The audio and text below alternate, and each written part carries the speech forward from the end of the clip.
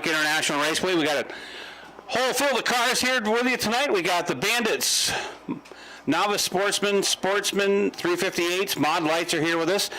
Mod Lights will be running only a feature tonight. Hot laps coming up here very shortly. Then we'll be into our heat races tonight, and then a couple of features before intermission. Bandits for 12 laps, Mod Lights for 12 laps as of right now. That could change. We'll have a quick intermission, then we'll be into the 358 Modifieds for 30 laps, Sportsman for 25, and Novice Sportsman for 12. And then the Marley B's Snack Shack Slick Track Enduro Qualifier. That is a tongue twister. 15 or 20 laps, depending on the number of entries we have here with us tonight. Of course, if you're a first-time visitor to the Mohawk International Raceway, by all means, the men's and women's restrooms are located directly behind the main grandstands. And also, concession area. Right down below the main grandstands and a little further down to the left will be the beverage center. And, of course, the official soft drink of the Mohawk International Raceway is Pepsi Cola. And if you're looking for something a little more kick, head on over to Turn 4. And I must remind, I did not do this yet this year, but dollar bills only at the main grandstands concession area, as well as the beverage center. A coworker was down here last week, and they were a little perturbed, never to say the least, that I did not mention that it's dollar bills only. And if you wish to partake in any marijuana products, please, we request that you sit in Turn 1 grandstands down the way, as we're just asking you to be nice and enjoy your product, and we'll go from there. Of course, I'm joined, as I am every week, the famous, the legend, an enigma, all wrapped into one, Bob Trombley. What's shaking? Not much, Pager. Thank you for that introduction. I've had all season to work on it. Okay, thanks. Yeah, I appreciate it. As Pager said, welcome everyone to the Mohawk International Raceway. Got a nice field of cars on hand tonight. Hot laps just getting ready to get going. Nice, beautiful sunshine night here in the North Country. Looking forward to a action-packed night of racing here at the Mohawk International Raceway. Yes, we got a lot of good things to run down. We'll start with the points. For the 358 Modifieds, the Goodleaf 358 Modifieds, Kerry Tarrant stands atop the leaderboard with 242 points. However, Kerry will not be here tonight. His son has a big lacrosse tournament in Toronto, Kerry Jr., that is. So Kerry has decided to forego his pursuit of the track championship, not saying it's out of the realm of possibility. So that'll put Chris Raby in the driver's seat with 213 points. Johnny Jackson with 209.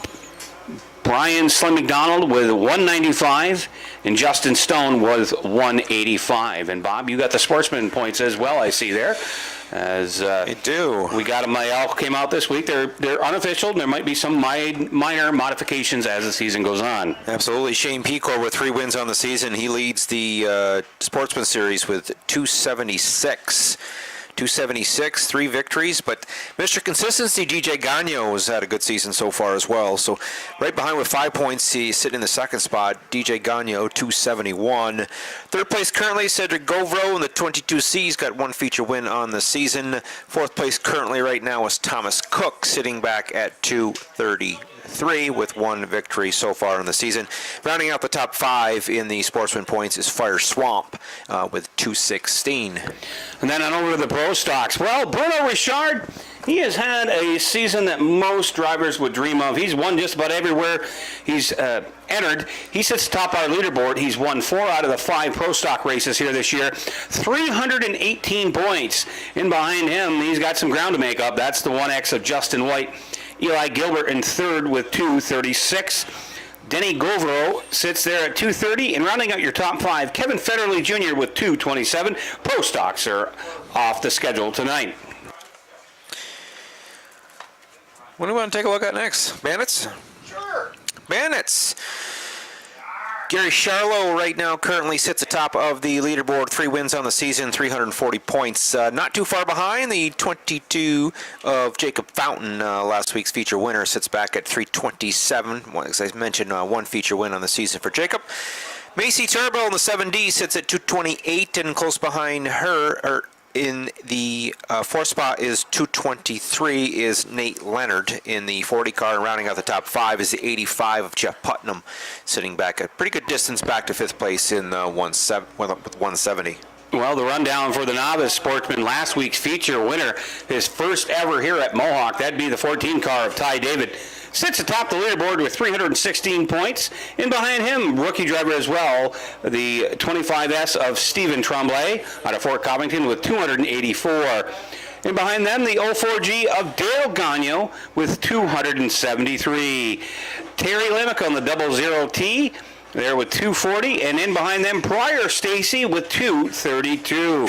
And that leaves the Mod Lights. Looking over at the Mod Lights, sitting high atop of the leaderboard is the number 4 of Tristan Dibble with 299 points. He's got 2 feature wins so far in the season. Second place sits Kevin Boucher in the 117. 3 feature wins for Kevin. Sits back a bit back at 43 points, back at 256. Currently sitting in third is the 5 of Jason Primo with 224. Actually, he's tied for third. The 224 is Jason Primo, and the 8 of Harley Brown. And 1 point back, rounding out the top 5, is the 18 of Wayne Dibble at 223. As we mentioned, speaking of the Mod Lights, as of post time, we only have 4 here tonight with us, and they're going to run only a feature. I'm not sure if it's going to be 10 or 12 laps, but there's only 4 here tonight. So that'll be the case on hand for them. Bandit's going to be making way out of the track for some hot lap session here tonight. Full field of cars, 5 divisions, plus a slick track enduro to wrap things up tonight. Austin Swamp back in control here tonight from atop the flag stand. Glad he's back with us, as Travis Bruno had been here for the last several weeks. Austin indicating to the Bandits they're going to be making their way out of the racetrack. Heat race, excuse me. Hot lap session number 1. You're going to see the 22 of Jacob Fountain out there. Alongside him, in behind him, will be the 46 car. Let me see if I can get a grasp on who that would be. As I look down through the field here, 46. Don't have a driver on that one. Let me check my points. I do see Gary Charlo out there as well. And I'll have to let them make their way around here. And if you got a chance to check out Daryl Mitchell's video last week, the sun, he had mentioned, plays havoc with us up here, and it certainly does. 125 of Nick Harden out there, Hunter Snyder in the 77S. The 69, that is Landon Charlo and Macy Tarbell. So as I run down my roster, I do not see a 46. I do. It's William Sherman out there in the 46. Hot lap session number 1 for the Bandits.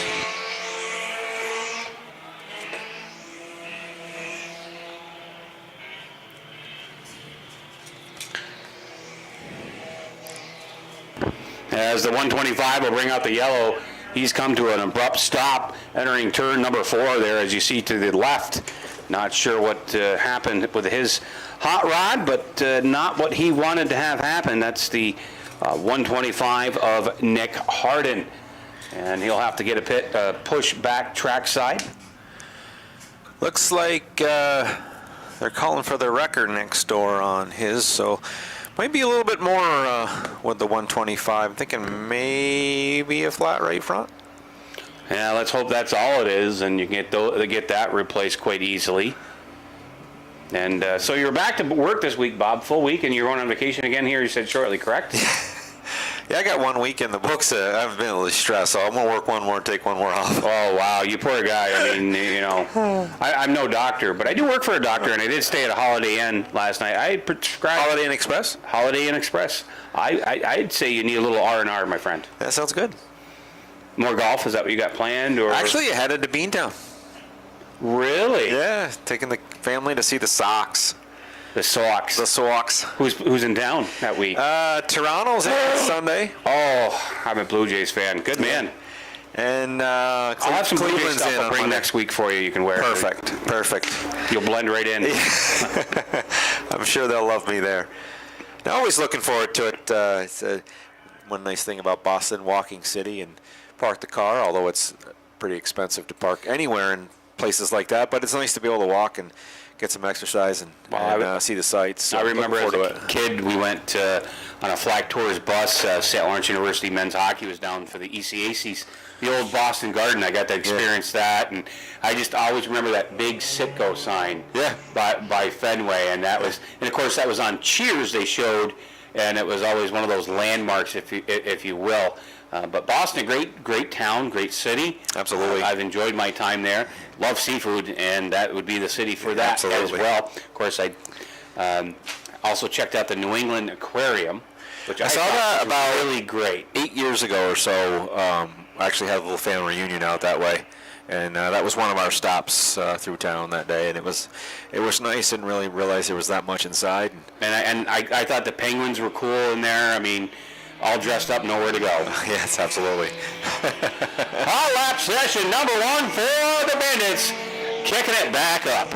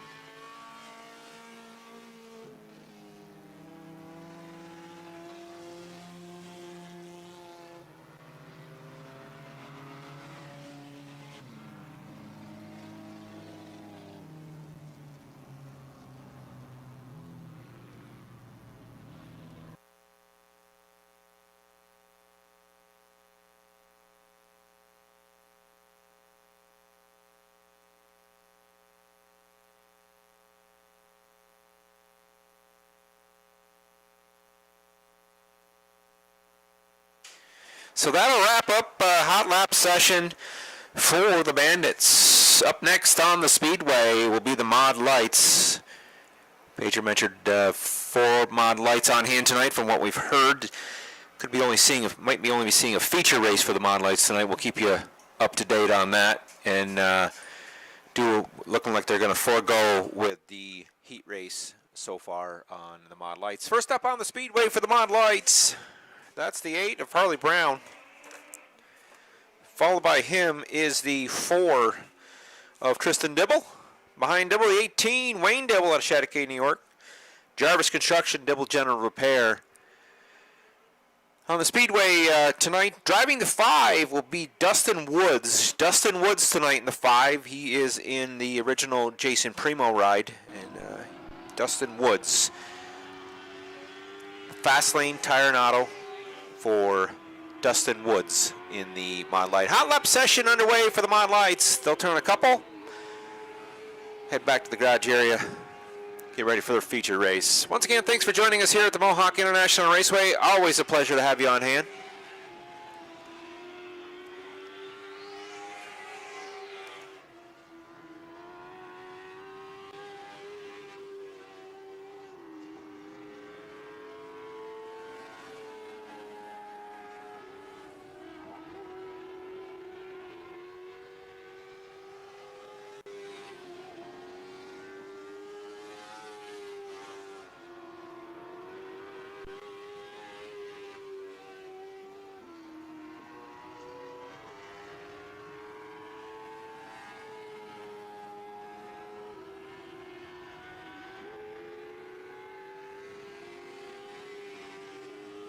Checkered flag out, hot lap session complete for the Mod Lights. Looks like fastest car on the Speedway was the 4 of Tristan Dibble, turning 19.883. Tristan Dibble turning 19.883 in the 4 car. Holly Brown right behind in the 8. 1700ths off the pace. So they'll return their cars back to the garage area. Looks like Novice Sportsman in the chute for their hot lap session.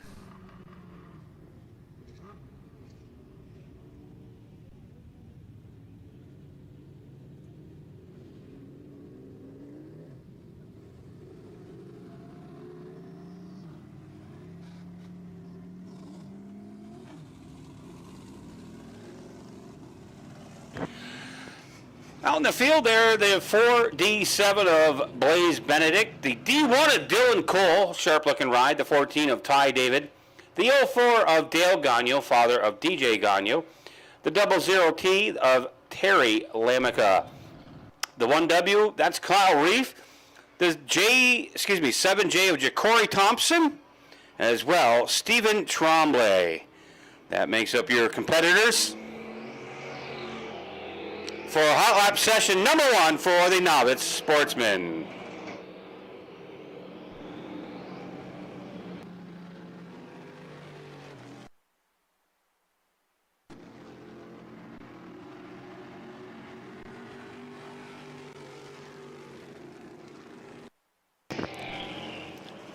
Ty David already posting the fastest time with an 18.261. In behind him, Dale Gagno, 18.378.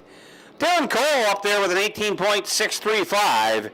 Terry Lamica breaking the 19-second mark, 18.928. Ja'Cory Thomas with a 20.09.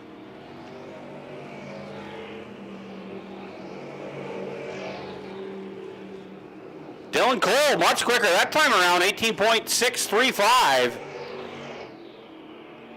And Terry Lamica, even better with an 18.526, I should say. Ty David, though, still the quickest lap, 18.261. Got to give a shout out to Austin Swamp. He got me set up with my race pass. Right now, Bob, I feel like a kid in a candy store with this thing.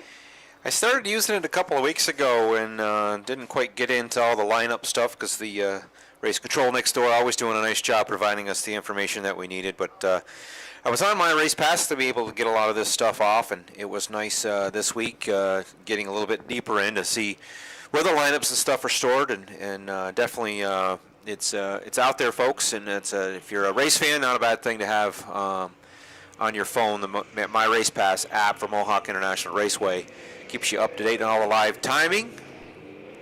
Sportsman on the speedway, hot lap session number 1. Out front is the 88. That's Fire Swamp. Behind Swamp is the 18 JR of Justin Rose.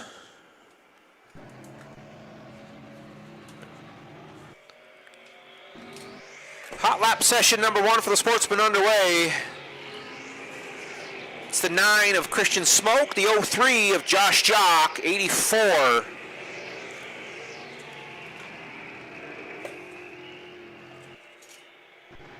of Joshua Pete. My apologies, folks.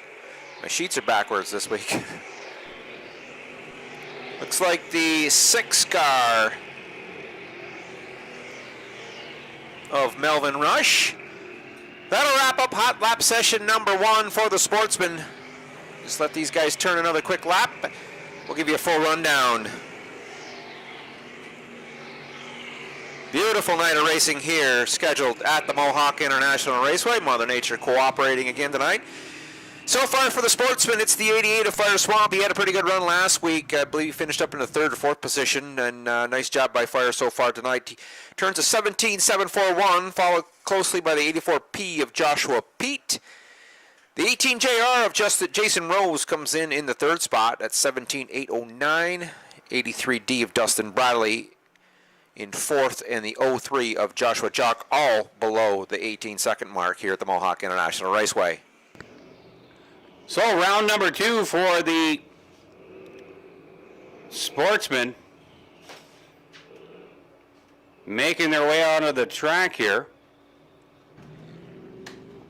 Going to wait for them to come on out. Steve Bushy Jr. is out there as well. Ricky Thompson first up there. Eugene Tarbell in the 70. Chad Valance. Matt Borey in the 51. Delbert LeGros Jr. in the 71. Corey Costell. In the 10X.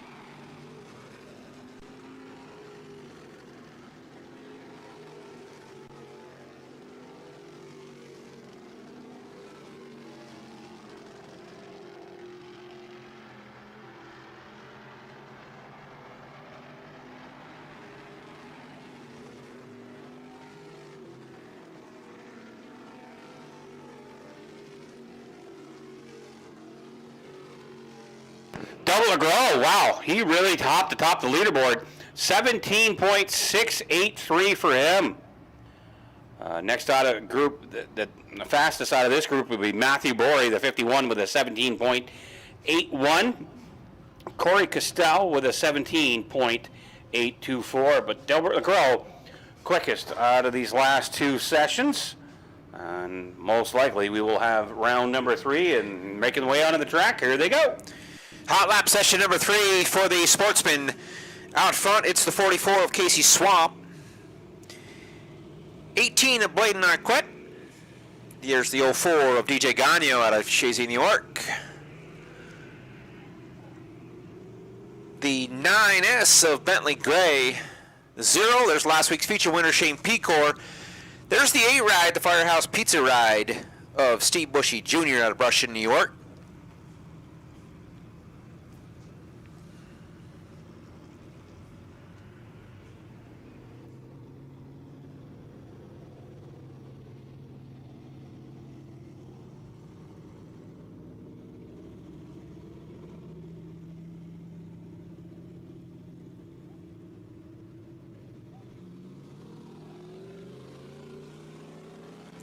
That's Travis back in the 6X. We'll keep a little bit, let these guys turn a couple of quick laps. We'll give you an update on the lap times. Hot lap session number 3 on the Speedway. Green flag is out.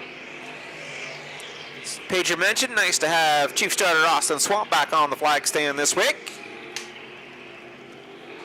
Austin's been spending a little bit of time on the series races, taking care of the scoring and stuff for them.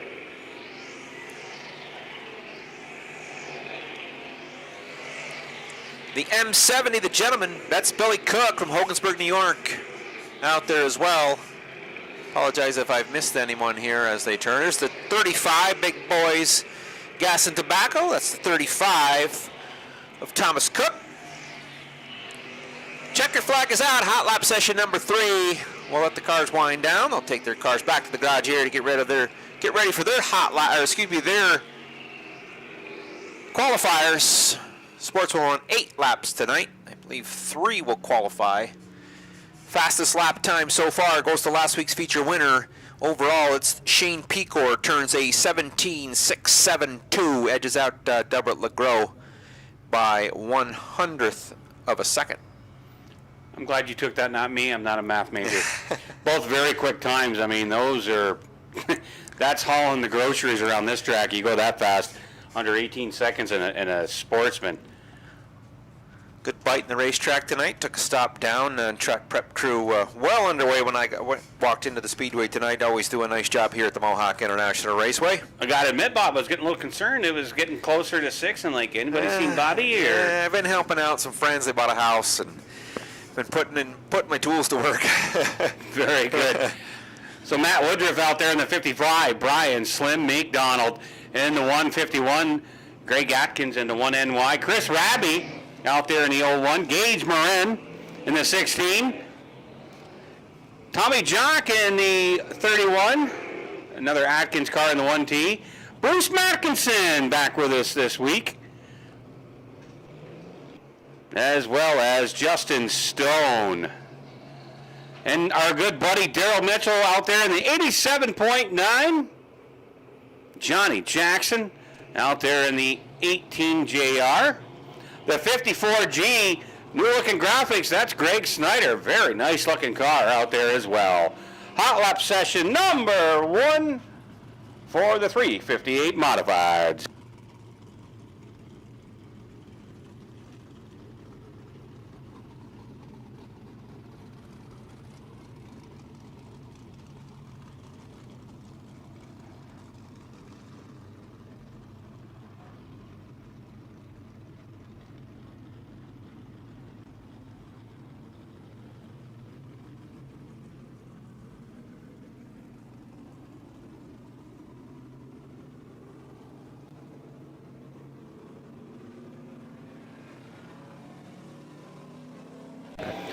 Gonna get them wound up. It'll be Greg Atkins in the 1NY first to take time.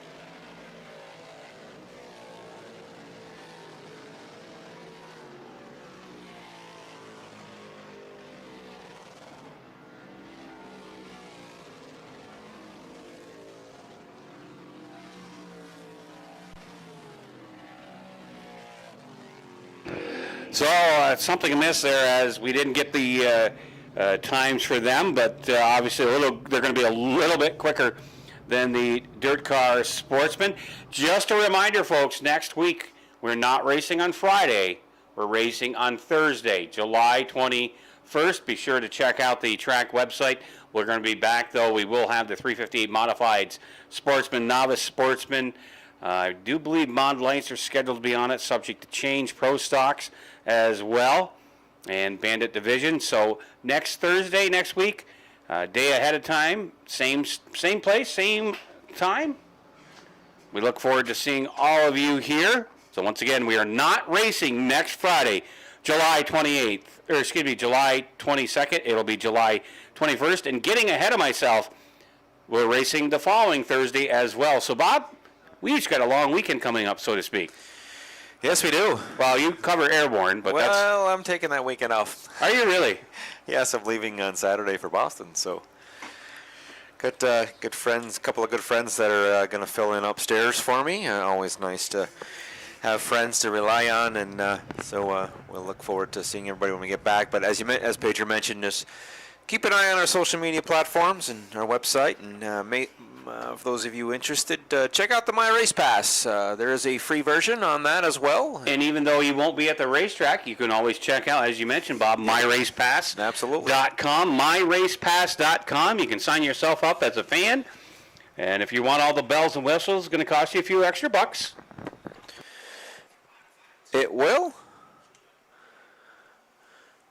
Definitely a lot of information on there, and brings the race fan right in top of timing and scoring next door. Kind of give it a little bit of a look at what goes on to next door with lap times and lineups and what goes on with handicapping and everything. So they're going to put some final touches on the speedway here. Just work that top side in, and that'll wrap it up for a hot lap session. And we're going to pause for the cause, give you a chance to stretch your legs, go get a hamburger hot dog, and also give us a chance to do what we got to do. Time for a little tunes.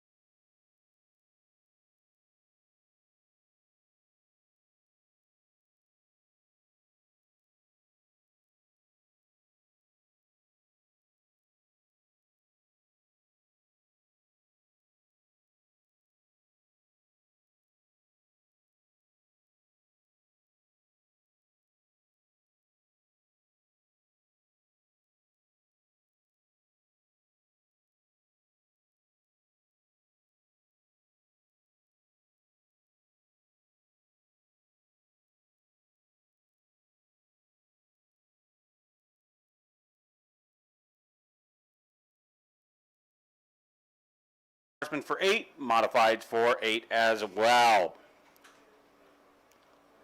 Beautiful summer evening up here. As I mentioned, the track prep crew doing some final touches here on the Speedway. Slick Track Enduro for 15 or 20 laps. Still to come up here as we will wrap things up here tonight with the Slick Track Enduro. As track safety crew making their way over, I'd like to say thank you to all our fine volunteers from the Hogansburg Volunteer Fire Department. They're here with us each and every week. Without them, none of this would be possible. So thank you to Isaac McDonald and his crew. Derek Cummins, I'm not sure if Derek is here tonight, but I'm sure he'll send something witty and charming as he normally does to me directly. I'd like to give a shout out to Andrea Cook and Joe Cook. Of course, Andrea, the proud mama of Casey Swamp and proud grandma of Fire Swamp. Bandit racing action to commence here momentarily. On a beautiful Friday evening here in July. We've reached beyond the halfway point of the racing season here.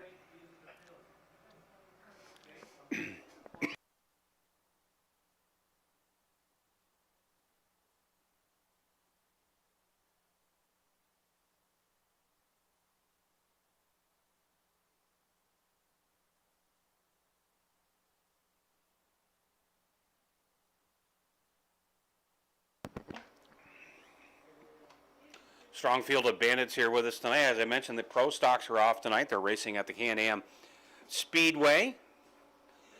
And mod lights will be feature only, as we last learned. I'd like to thank you to our fine sponsor tonight, Marley B's Snack Shack, our sponsor tonight.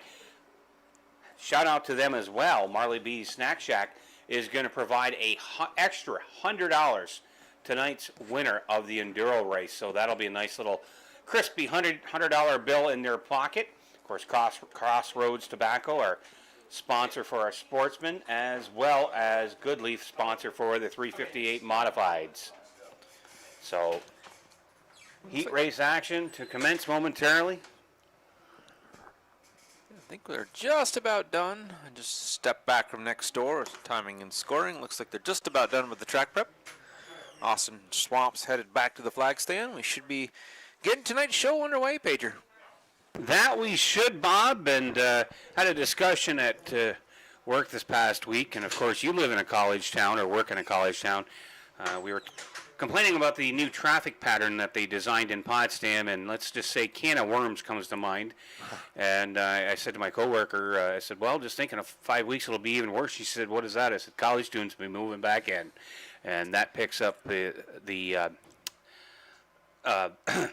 traffic pattern as well. There's Haley down there. She looks like she's got Tate and Clay with her tonight. They're back with us in action. New haircuts, looking sharp. Tate's looking very sharp. There's Clay down there as well. Austin heading back up to the flag stand to get us back underway here tonight. Hot lap sessions are over. Heat racing coming up for the Bandit Division. 6 laps they will fire. Absolutely, Pager. Mother Nature cooperating tonight. Been a nice little run so far here at the Mohawk International Raceway.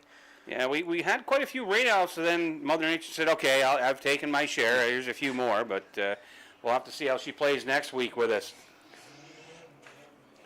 Hot lap session number 1, Landon Shaw are going to start to the outside of the 85 of Jeff Putnam. Jeff Putnam had a hot rod last week going in, and that car didn't quite work out the way he wanted to out there, as well as the 71S of Jeff Trapp. And we'll have a few more of these. Macy Tarbell out there. I believe this will be one and done for the heat races for the Bandits. As I don't see, nope, I see Novice Sportsman shuffling in. 6 laps the distance for 9 cars. 9 laps the distance. Here we go. Heat race number 1 for the Bandit Division. Putnam, Fountain, Trapp, 4x4 to the outside goes Gary Charlo. finding the long way around the track, off of turn number 2, 3 wide, coming off the turn. 3 wide down as a back shoot as they fire into turns 3 and 4. Shallow going to lead the charge, coming off of turn 4, waiting for no one, and he'll come around, pick up lap number 1. Jake Fountain in hot pursuit here as Landon Shallow got like a donut tire on that one. On the back stretch, we fire again. Gary Shallow, about a 4-car length lead. We got Jeff Trapp off the speedway, going in behind the billboards, up on the binders, now back on the gas. He's going to try to find his way back out under the track. Caution, caution. Looks like Landon Shallow is going to come to a stop there off of turn number 2, and he'll get it back under power here. Yeah, looks like he had a flat right front when he went by, Pager. And it looks like the same thing he had when he exited his hot lap session to begin with. So not sure. Perhaps the tire is no good on this as well. Timing and scoring working through the restart. Once again, thanks for joining us, folks, here at the Mohawk International Raceway. Always great to see our fine friends and family here at the Mohawk International Raceway. I had a good chance to talk to Steve Rookie down there tonight. Or Steve, longtime competitor here and at the Can-Am Speedway, and I think he even raced an IMCA car back in the day at Can-Am. Said he had a lot of fun with it, but he's more noted for his street stock knowledge. As he raced, he had a car in the Mod Light division the last few seasons, and then he sold that in the off season, and it didn't stay long. Posted online. I believe he said 2 guys came up from Arkansas. Well, Gave him the right price, and he said, It's yours. See you later, right? Back underway, Fountain and Gary Shallow. Lap 2 of 6 in the books. Shallow to the bottom. Fountain's going to go to the high side here. Shallow going to go to the outside, the inside. There's now Jeff Putnam. Something amiss in that hot rod, and actually it's the flag, yellow flag, that's going to be displayed yet again here for the Bandit cars. Race control not happy with that restart as they felt someone fired early, a little premature acceleration. I have to agree, the control car didn't fire first on that one at the cone, so they'll, as Pager likes to say, stack them and re-rack them? We're going to stack them and re-rack them, get them back here in shape and in order. Of course, Hunter Snyder out there, Macy Tarbell, Jeff Trapp, William Sherman out there. The 46, the 125, of course, going to give him a shout out. Nick Harden in the 125. But it will be Shallow and Fountain up front. 2 white-looking cars. Shallow on the inside, Fountain to the outside. They're going to be looking for that green flag from Austin Swamp coming off of turn number 4. Austin Swamp's going to look him over.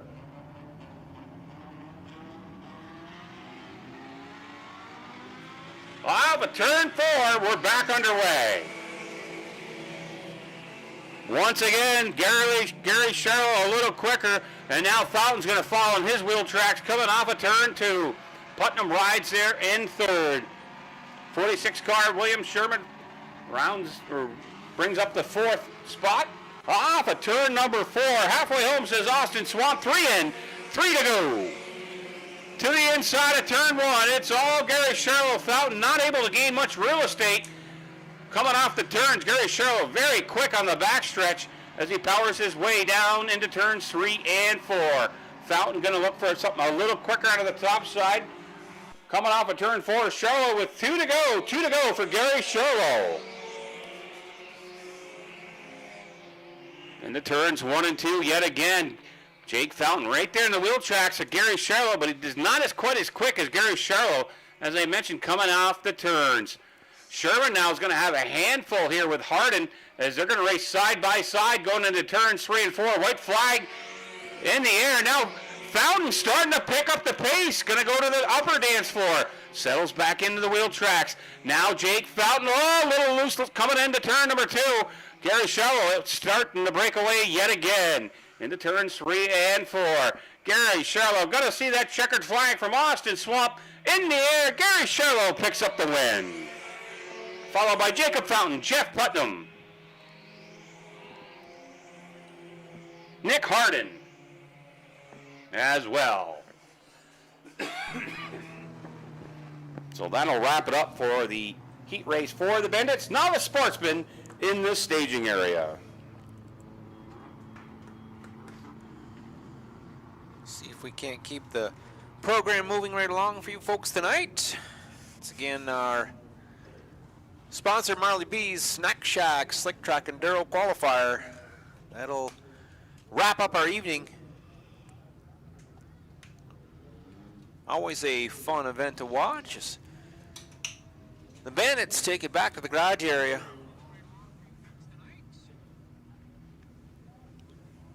Novice Sportsmen lined up in the grid, and here they come. Heat race number 1 for the Novice. Starting on the front row, it's the D1 of Dylan Cole. Outside Cole will be the 7J of Ja'Cory Thompson. Inside row number 2 is the 25S of Stephen Trombley. Outside is the 4D7 of Blaze Benedict. Inside row number 3, that's the 14 of Ty David. Excuse me, outside David, there's the 4D7 of Blaze Benedict. Inside row number 4, that's the 04G of Dale Gagnon. And the 1W of Kyle Reef has elected to go tail. So they'll set the pace through turn 3. Chief Starter Austin Swamp will look him over. They'll need to fire out the cone. Heat race number 1 for the Novice Sportsmen. We're underway. Quickly off the pace is the D1. Out front of Dylan Cole. The 7J of Ja'Cory Thompson, he runs in the second spot. The 4D7 of Blaze Benedict. He'll run third as they put lap number 1 on the pylon.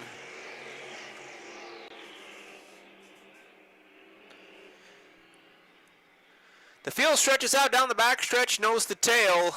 Out front, it's the D1 Dylan Cole, turning a lap time 18.791, his first trip around the park. Ja'Cory Thompson rides in second. Good battle for the 5th spot. 04G of Dale Gagnon looks underneath the 25S of Steve Trombley. Good battle back there. Up front, towards the front, it's the 7J of Ja'Cory Thompson and the 47 of Blaze Benedict. Their battle for the 2 spot. As Chief Starter Austin Swamp gives him the halfway sign this time. 3 down, 3 to go for the Novice Sportsman heat race number 1 here at the Mohawk International Raceway.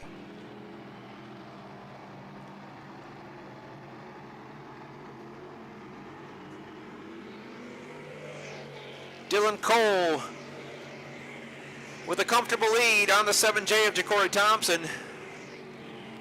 Thompson has been able to put a little distance between himself and the 47 of Blaze Benedict.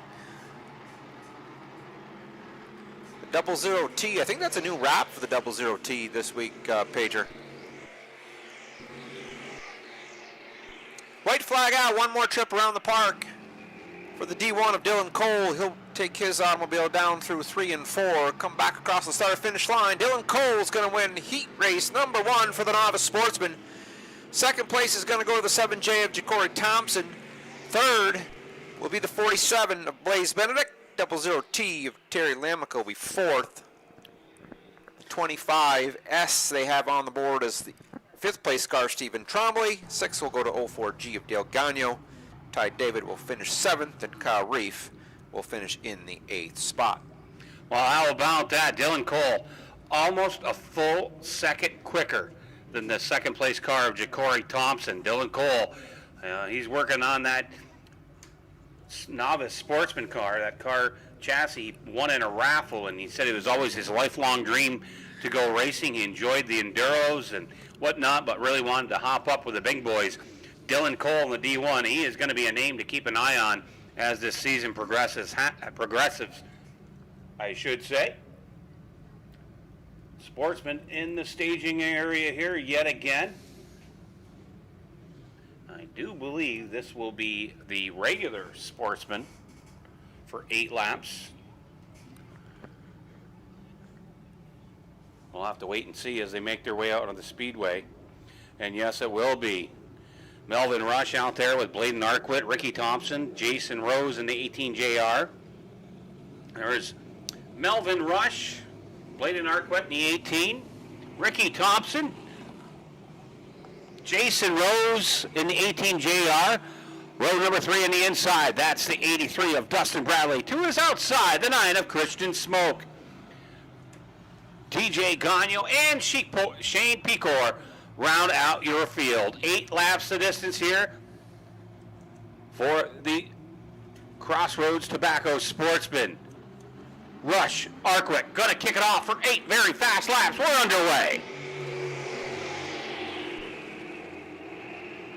Ricky Thompson goes to the inside this time of young Blaine Arkwood, but Arkwood a little stronger down to the back chute this time.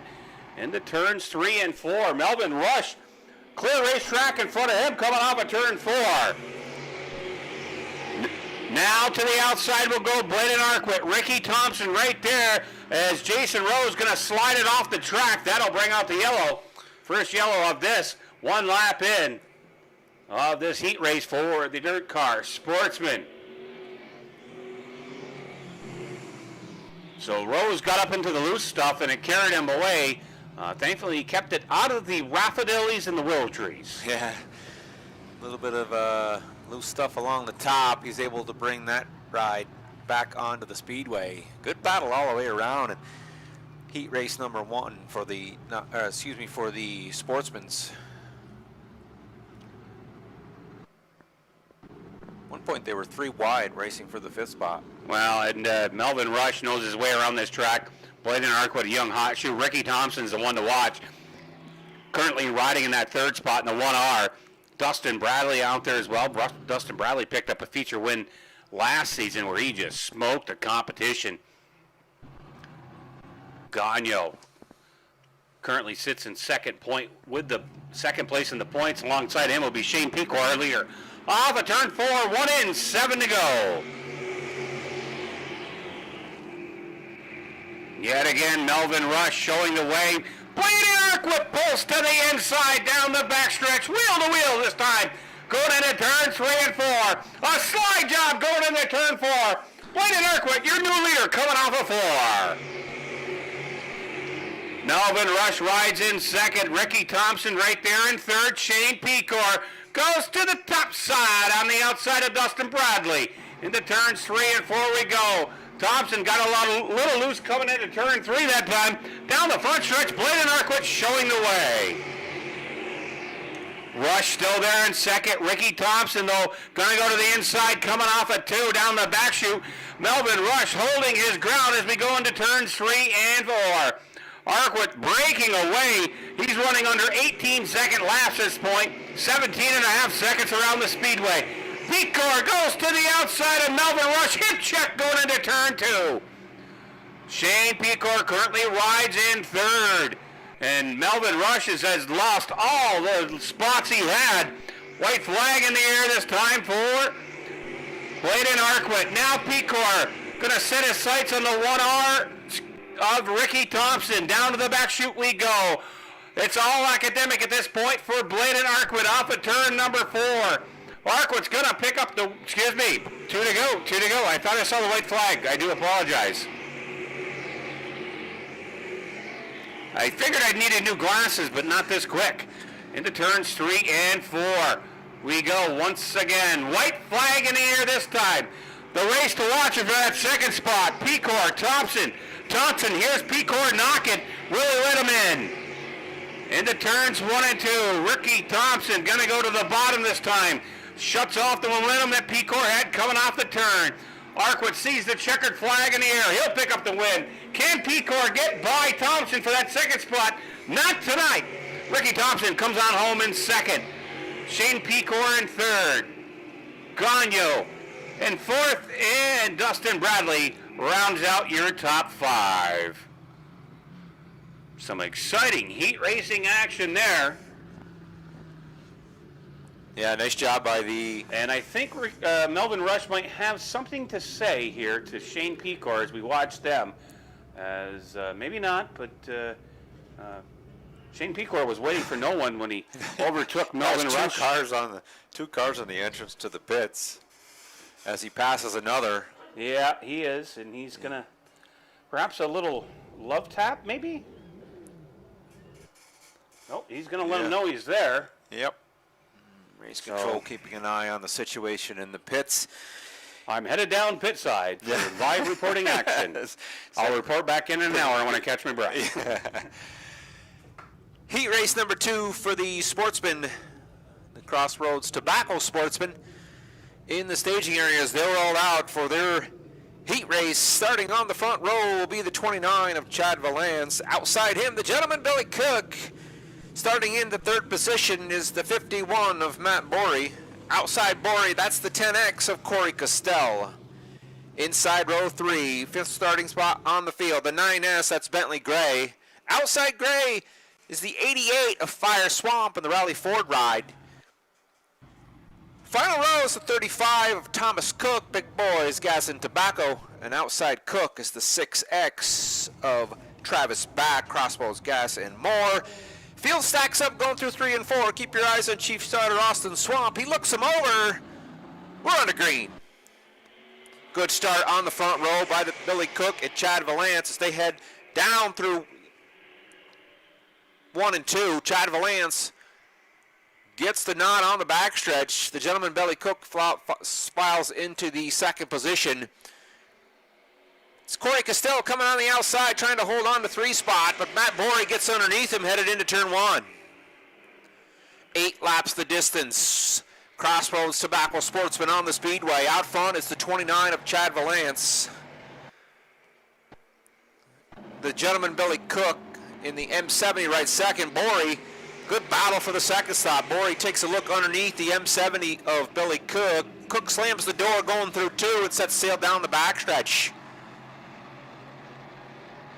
Fastest lap on the speedway that time was the 51 of Matt Borey. Keep your eye on Borey.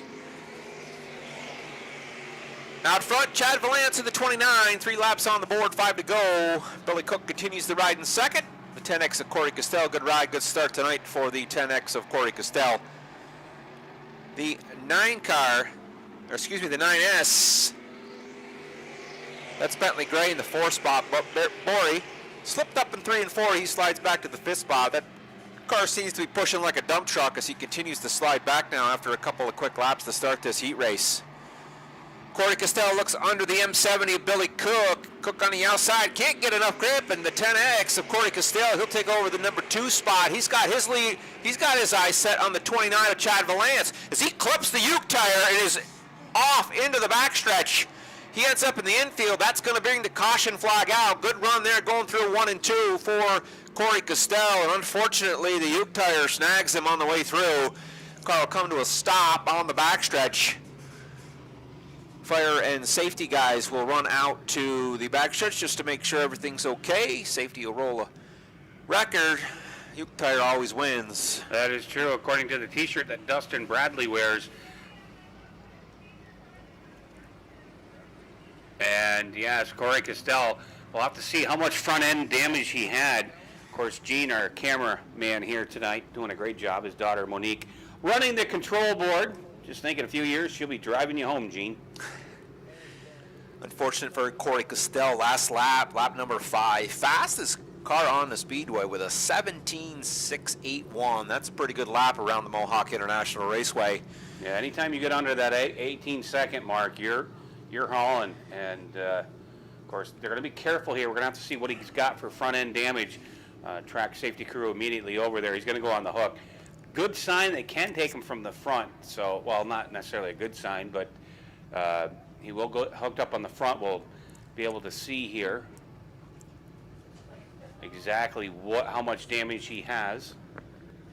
Of course, Sam Phillips doing a great job doing the scoring for us this season. And she said, by all means, please talk about me more, is what I thought she indicated there.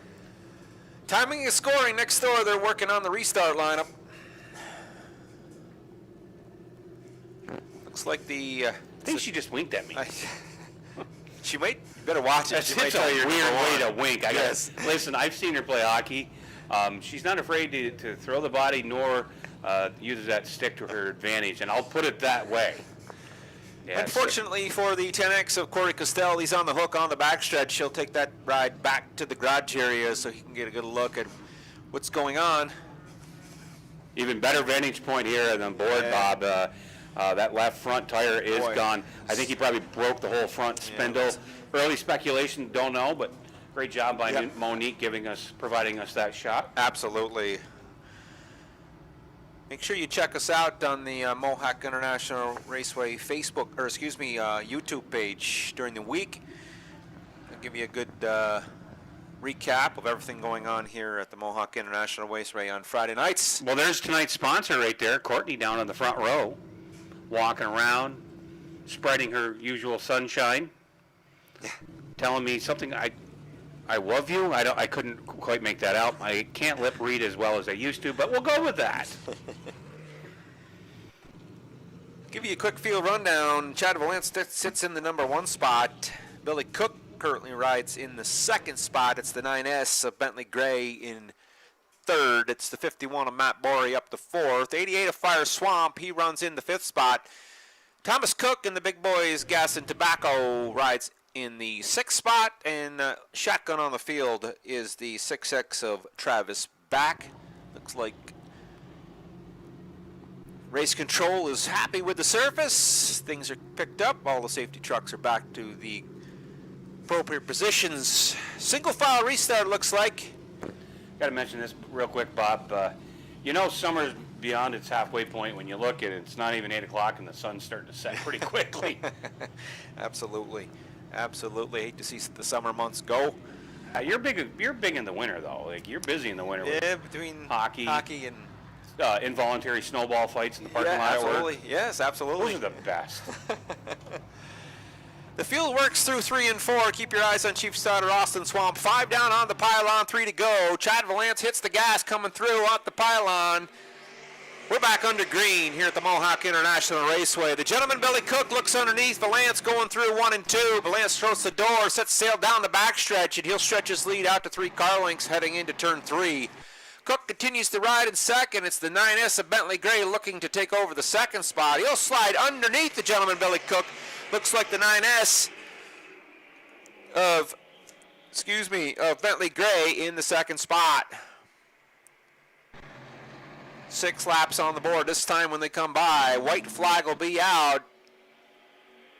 Chad Valance in the 29 rides in the 1st spot. One more trip around the park for Valance. We'll see if the 9S of Bentley Gray can get him. He looks inside under 1 and 2. They both go tail to tail down the backstretch. Valance shuts the door, but the 9S slides up underneath him. Bentley Gray, the 9S, he's going to be your winner. Heat race number 2 for the Crossroads Tobacco Sportsman. Valance will finish in the 2nd spot. Fire Swamp in the 88, he'll finish in 3rd. It's the 35 of Thomas Cook in 4th. The gentleman, Billy Cook, he'll finish in the 5th spot. Travis Back in the 6X6. Matthew Borey in the 51 will 7th. Corey Costello round out your field. Heat race number 2 for the Crossroads Tobacco Sportsman. Yeah, tough draw for my buddy Matt Borey. Not sure what happened. He faded quite quickly. It looks like he had some handling issues going on. I won't speculate exactly what it was, but that's what it looked like. He couldn't get quite up to speed with the handling of the car. Sportsman coming back out on the track. Heat race number 2 for the Sportsman. 3, I should say. Steve Bushy Jr. in the Firehouse Pizza going to start on the pole. To his outside, the 71 of Delbert LeGros Jr. out of Messina, New York. There's the 7D of Eugene Tarbell, row number 2 on the inside. To his outside, out of West Stockholm, New York. The town so small, if you blink, you miss it. The 84 of Joshua P. Row number 3 on the inside, Casey Swamp. To his outside, the 6J of Jonathan Rush. And the 03 of Josh Jock rounds out our field. 8 laps the distance. Gonna look him over, wait for that green flag. We're underway. Back to racing here. Bushy now off at turn 2. He'll lead the herd down the backstretch.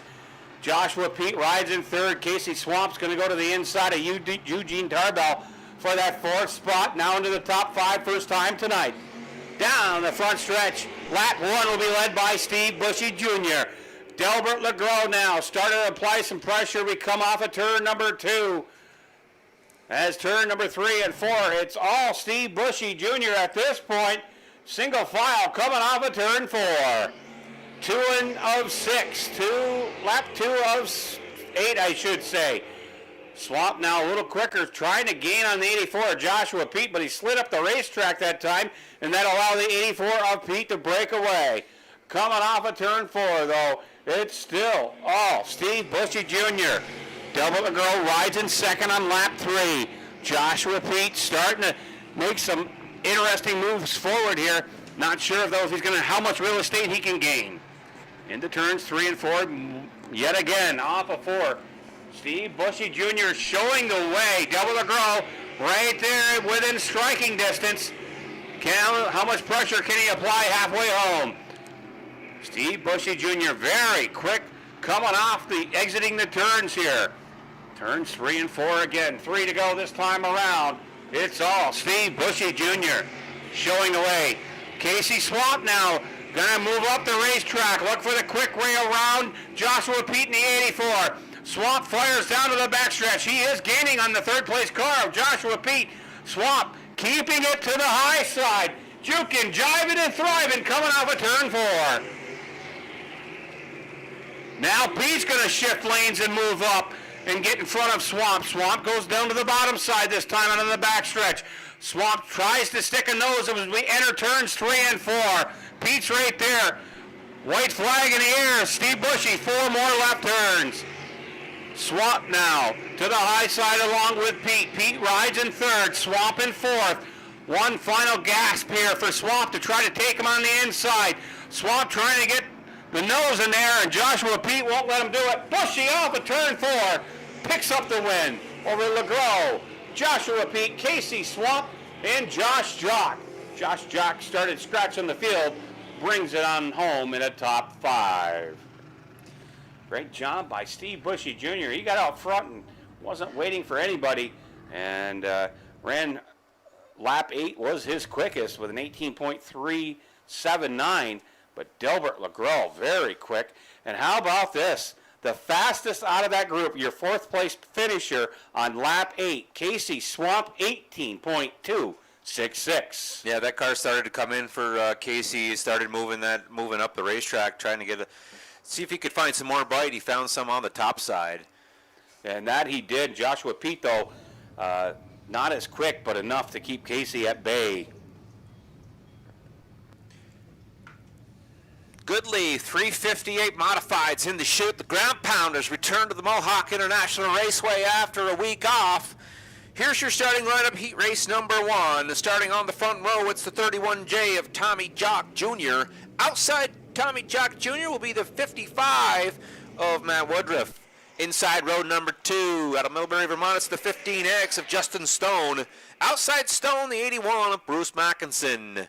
Inside row number 3, starting position number 5, it's the 1T of Tyler Atkins. Outside Atkins, it's the 1 New York of Greg Atkins. Both cars out of Ausable, New York. Shotgun on the field, the 16 of Gage Morin. There's your field, 358 modifieds on the speedway. 8 laps the distance. Heat race number 1 for the ground pounders. Jock's the control car. He must fire first. We're under green. 3-car breakaway at the front of the field as Tommy Jock Jr. sets sail, gets loose a little bit, forces the 55 of Matt Woodruff to get on the binders. That allows the 15X of Justin Stone to slide up to the 2nd position. Lap number 1 on the pylon. It's the 31 of Tommy Jock Jr. into the lead. Not for long, says the 15X of Justin Stone. Stone with power coming through turn 2. Sets sail down the backstretch. He'll slide through 3 and 4. The 15X G-Stone Motors ride of Justin Stone will be your leader. The 55 of Matt Woodruff rides in 2nd. The 31J of Tommy Jock Jr. rides in 3rd. And it's the 16 of Gage Morin who started shotgun on the field up to the 4th spot. Leaders run nose to tail, but keep an eye on the 3rd position as Gage Morin looks to go underneath the 31J of Tommy Jock Jr. Morin looks to the inside on the hammer, slides up in front of the 31J of Tommy Jock Jr. Gage Morin goes from 7th to 3rd, 4 laps on the board. We're halfway this time. Out front is the 15X, the G-Stone Motors ride of Justin Stone. He's your current leader. He comes back and puts lap number 5 on the board. Second, still the 55 of Matt Woodruff. Good ride for Woodruff here in the heat race. You might want to stay on the gas because the 16 of Gage Morin is on the hammer. Fastest car on the racetrack right now is the 16 of Gage Morin. 17.025 for Morin. As the cars run nose to tail. 2 to go this time, says Chief Starter Austin Swamp. Full straightaway lead for the 15X of Justin Stone. He'll come by and get the white flag. One more trip apart around the park for the 15X. Woodruff continues to ride in second. Morin has settled into the 3rd spot. We'll see if he has anything left for the 2. Put your hands together this time, folks. The 15X, that's Justin Stone, heat race winner number 1 for the Ground Pounders, the 358 Modifieds, back at the Mohawk International Raceway. The 55 of Matt Woodruff, good heat race for Woodruff as he finishes in the 2 spot. Gage Morin finishes in the 3rd spot. The 31J of Tommy Jock Jr. 4th. Greg Atkins, Tyler Atkins, and Bruce Mackinson round out your field. So, Bobby, you're more familiar with the Atkins, Greg and Tyler, father, son, correct? I believe so. You believe Yeah. so? I used There's to be, there's a few of them. There's a few sons in there. I was more familiar with their diet back in the day, but as you see, that didn't last long. But nevertheless, carbs are the enemy, Bob. Yes. But not in racing, carbs are your friend. Absolutely. So big weekend of racing, the New Hampshire International Speedway, of course, NASCAR's there. Wayland Modifieds will be there tomorrow night as well. Hey, my good buddy Daryl Mitchell, the 87.9, he's in the field tonight. To the outside of him will go the 151 of KB of Brian McDonald. Chris Raby will fall into line in that number 2 spot. Outside of him in that new slick-looking paint job, or graphics, I should say. They don't paint them anymore. That is the 54 of Greg Snyder. And Louis Jackson Jr., Johnny Jackson. Of course, mine is indicating that Dan Reef and Gage Morin should be in the field, and I don't see Dan Reef out there in the 1W. Not sure if that car of Reef having some issues. But, of course, Dan Reef, the father of Kyle Reef, the novice sportsman, Reef family, been here quite a few seasons racing with us. 5-car field will make up heat number 2 here for the 358s.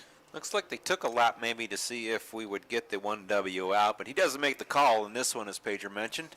Yeah, he's going to be out to lunch. A 1-lap courtesy lap for Brad Reef does not answer the bell. So it'll be Mitchell and Brian McDonald to kick things off for 8 laps. 8 laps the distance here. Off of turn 4. Green flag, we're underway. Mitchell to the inside. Brian McDonald to the top side. And see ya, says Brian McDonald. Down the backstretch he'll go. Into turns 3 and 4 like he was shot out of a cannon. Brian McDonald's going to come around and lead lap number 1. Daryl Mitchell into that number 2 spot. Raby in 3rd. Raby sees an opening on the bottom and says later. Down the backstretch to the inside of Daryl Mitchell. Now Jackson's going to go to the outside of Daryl Mitchell. Off of turn 4, Brian McDonald showing the way on lap 2. McDonald now. Off of turn 2, no problems with him. Raby's got a little bit of real estate to make up as they go into turns 3 and 4. On lap number 2. Lap 3 going to be put on the board this time around. As Brian McDonald showing the way. McDonald out of Cornwall. Raby slipped up a little bit there. That car had a push in it going into turn 2. Raby back up on the wheel this time. Off of turn 4. Halfway home, says Austin Swamp. On lap 4. Halfway home, 8 laps the distance here. Now Chris Raby has reeled in the leader as we go into turns 3 and 4. Raby tried to show one wheel. McDonald, he can feel him now. Here's Raby off. the bottom groove, side by side into turns 1 and 2. McDonald maintains his lane. Rabi right there trying to push the envelope.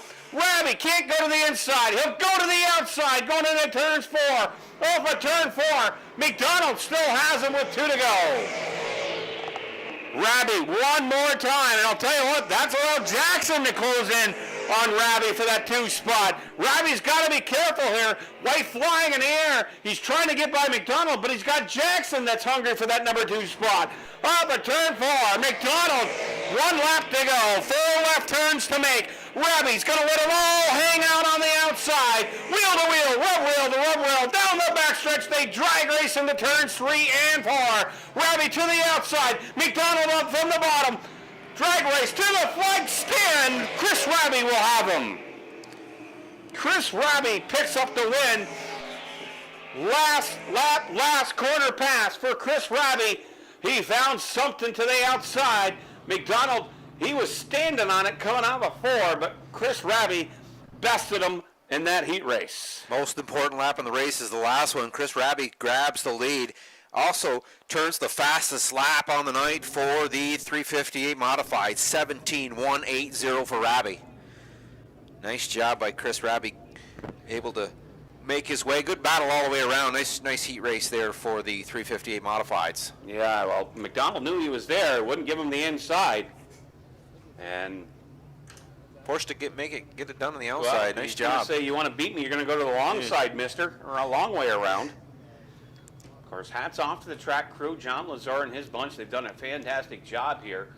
As Mother Nature been pretty hot this week. You were texting me yesterday. Sorry I didn't get a chance to get right back to you, but it was sunny all day in Boston, and then we'd have like a little bit of misty showers. Sun would come back out, and then a little mist, but you said it was rain, sun, rain, sun. Yeah, we had we woke up in the morning and lost power actually at home. No thunderstorms, but yes, I know, right? And it was a pretty good outage across the Morrisville-Plattsburgh area, and rained pretty good that morning, and the sun came out around 9 o'clock. We had a nice day till about 1:32, and then it poured again, and finished the day with the sunshine, and we got some more rain overnight last night, which I know as you mentioned, Mother Nature needs to cooperate both on race day and during the week in order for to put out a good track and good surface for our racers. And a little bit of rain during the week obviously doesn't help or doesn't hurt things any, to add a little bit of her own moisture to the racetrack. And as we see here tonight, we got a nice surface, and guys are able to get it done on the outside, multiple lanes of racing. As Pager mentioned, always a nice job by John Lazar and his track crew here at the Mohawk International Raceway. Yeah, great job by them, and I think we're going to take a little break here. Yeah, that wraps up our heat races. Intermission coming up shortly, but I got on my schedule 2 Bandit and a Mod Light feature, so we'll have to wait and see. Nothing in the staging area just yet. We'll see what's going on. Give you a full report. Patriot mentioned earlier, don't forget to just stop out back and visit the concessions. Plenty of burgers and dogs out there. French fries and the poutine. Poutine, yeah, absolutely. Some of the best in the area. Also, as Patriot mentioned, we want to hats off to our sponsor, Marley B Snack Shack, as they've added $100, as Patriot mentioned, tonight's Slick Track Enduro. Always a fun event at the end of the night. $100 is nice, but getting that qualifying spot for late September for that Enduro race is big time. Absolutely. Because, of course, we haven't had the cars we used to. I remember back in the day, they'd make all the way around, take the green, and there'd still be cars coming out on the speedway. Of course, auto recycling, or crushing them, if you will, kind of really hurt the demolition derbies as well. Guys hang on to these cars like they're a brand new Cadillac, and rightfully so, because there's not many of those old clunkers laying around. But Bandits up in the staging area for their heat race.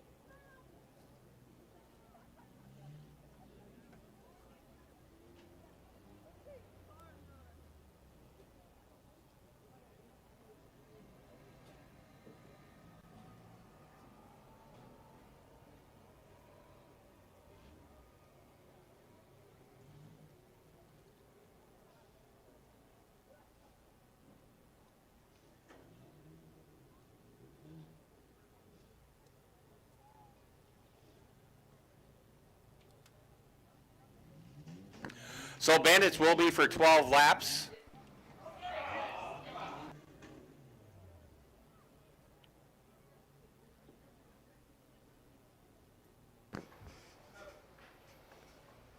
Nice looking crowd on hand here tonight. They did say, Bob, it's going to be quite hot and humid this weekend, especially Sunday. And made me happy to know that we got my AC in. And yeah, Mother Nature looks like it's going to cooperate. Might get a little bit of the showers towards the midweek next week. But for all the campers and barbecues and the stuff going on this weekend, it should be a nice night here, or nice weekend here in the North Country to get outside and enjoy the nice weather. And maybe take in a few events going on in the area. Always nice when we can get outside, and like the winter months seem to last too long sometimes around here. So Bandits lining up in the staging area for their feature race. Bandits and the Mod Lights have both run 12 laps apiece, and then we'll take a quick intermission. Track personnel in the pits doing a nice job working through and turning the program over. We're trying to keep things running as best we can for those who have traveled in to join us here at the Mohawk International Raceway. We try to keep the program moving, and some of you are looking forward to that Enduro race Pager was talking about at the end of the night. So we'll see what we could do to keep the program moving right along for you and keep the action going on the racetrack. Looks like the feature lineup is just about set. Waiting for timing and scoring to finish up a couple of things. Get the nod from downstairs. We'll get the Bandits on the speedway again for you for their feature race.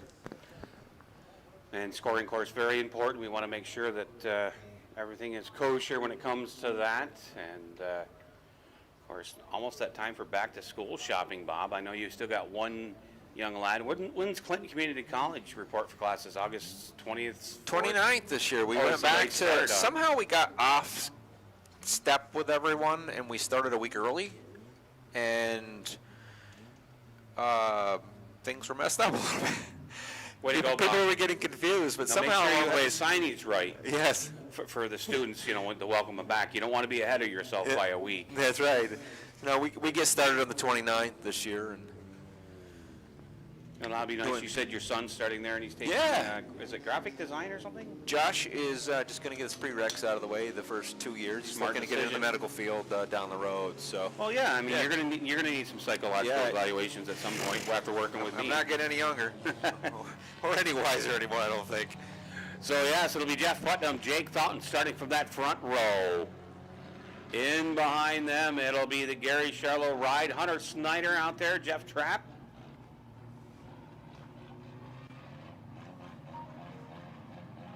As well. So Fountain and Jeff Putnam.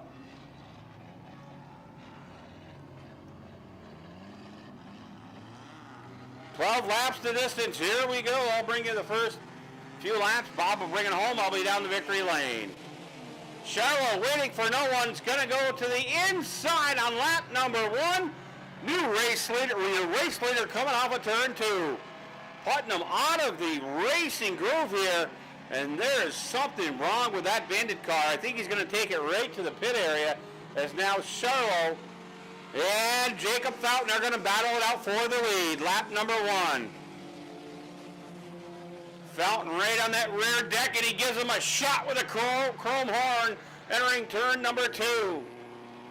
Into turns 3 and 4. Gary Charlo going to wait for nobody this time. Off of turn 4, Gary Charlo, your leader, but here comes Jake Fountain, not afraid to put a fender into him and stand on it going into turn 1. Once again, Fountain, Charlo, going to battle it out for the race lead down to the backstretch. 2 and 10 to go.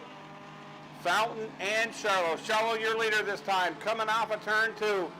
Fountain right there. He can smell the car exhaust coming off of turn 4. 3 in, 9 to go. Charlo looking to pick up another win here. Jake Fountain right there. Can he catch him? Down to the backstretch. Will fire into turns 3 and 4. Charlo going to bring it off of 4 yet again this time. Fountain right there, and he can almost reach out and touch his trunk lid. And now Fountain's going to try something a little different. 8 to go, 4 in of this 12-lap event. It's a two-car race lead for the lead going into turns 3 and 4. Fountain this time. There he is to the inside. Wheel to wheel down the front stretch. They're going to duke it out going into turns 1 and 2. Fountain knows he's there. Charlo knows that he's there. And now we got a T-bone action going on the backstretch. And that'll take out the leader. Charlo going to keep his foot in it, trying to get it back on the track. He will do so. And now it looks like the 125 starting to come up through. Gary Charlo, though, going to maintain that race lead. Halfway home, says Austin Swamp. The 125 of Nick Harden now inherits that number 2 spot. Fountain and Charlo trading paint, but none for the wear as they both have white paint. Off a turn 4, 5 to go, says Austin Swamp. Gary Charlo continues to lead. Gary Charlo, your race leader this time on the backstretch. I'm going to turn it over to Bob. I'm headed down to Victory Lane. Lap number 8 goes on the pylon this time. 8 down, 4 to go for the Bandits. Gary Charlo out front. He was able to get off the backstretch infield. Able to maintain that lead now as he leads him through 1 and 2 with a good half, 3/4 straightaway lead for the 80J of Gary Charlo. They bottled up for the 3rd position. It's Nick Hardell on the 125. Outside him is Jeff Trapp out of Governor. Good battle. And the 22, Jacob Fountain, back in the mix, battling for the 2 spot. Fountain moves up to 3rd and is looking for 2nd now on the 125 of Nick Harden. Meanwhile, out front on a Friday night ride, it's the 80J of Gary Charlo. So we have a slow car on the front stretch. That's the 84 of Jeff Putnam. Pretty sure he's got a right front issue still with that car. 2 to go this time, says Chief Starter Austin Swamp. It's the 80J on the backstretch coming through 3 and 4. He'll put lap number 11 on the pylon. 11 down, 1 to go. White flag is out. Bandit feature. Jake Fountain looks to the outside of the 125 of Nick Harden. Good battle for the number 2 spot. It's Harden on the inside. He runs up the racetrack, bumps. They trade paint going down the backstretch. Keep an eye on that battle with Harden and Fountain. Meanwhile, at front, up getting the checkers. It's the 80J.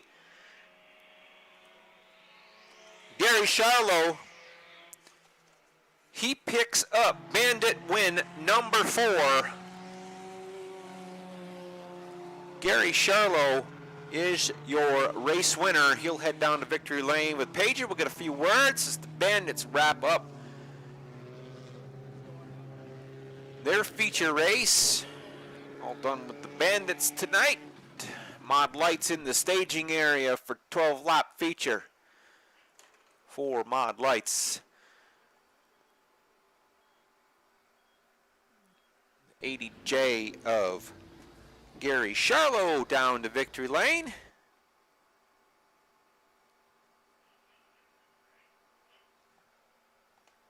Charlo picks up the victory. That's his 4th. That should stretch his lead just a bit on the 20 of Jacob Fountain.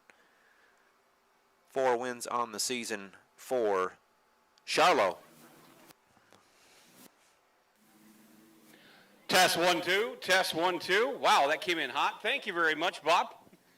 Gary Charlo, he's climbing out of the hot rod. He can hear you now. The 80J of Gary Charlo picks up another win in Victory Lane.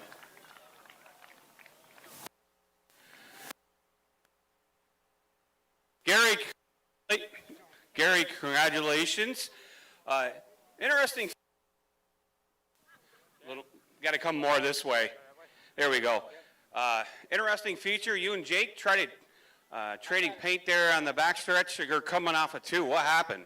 I don't know. He hit me in the rear, and I thought I was done for the night, and I straightened out, and I went right to the. I just kept on going and just held it wide open, and I won. So Perfect. Another win for you. I'm sure there's lots of people you want to thank. Yeah, I'd like to thank all my friends and family, thank my wife and my sponsors. And that's about it. Perfect. Tonight's Bandit feature winner on Marley B's night, the 80J of Gary Sherlow.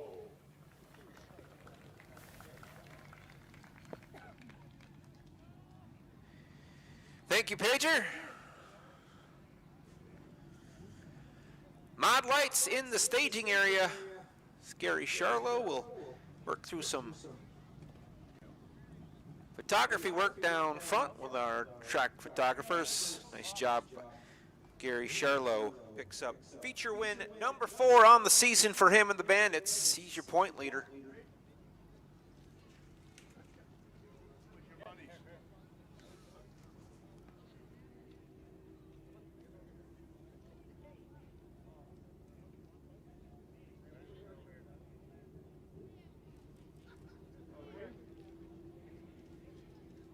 It was the 125 of Nick Harden finishing in the 2 spot, and the 22 of Jacob Fountain will round out your top 3 for the Bandits here on Marley B's Snack Shack night at the Mohawk International Raceway.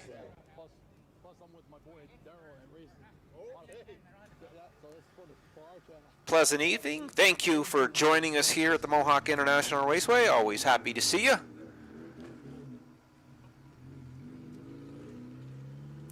Victory Lane festivities wrapping up. The 80J, that's Gary Sherlow. He'll take his ride back to the garage area.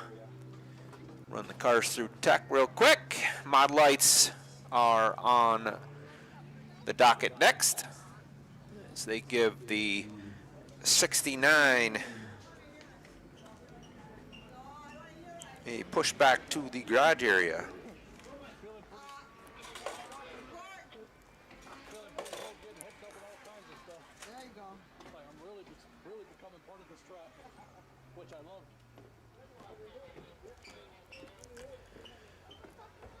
Heading down the front stretch behind the Mohawk International Raceway pace truck.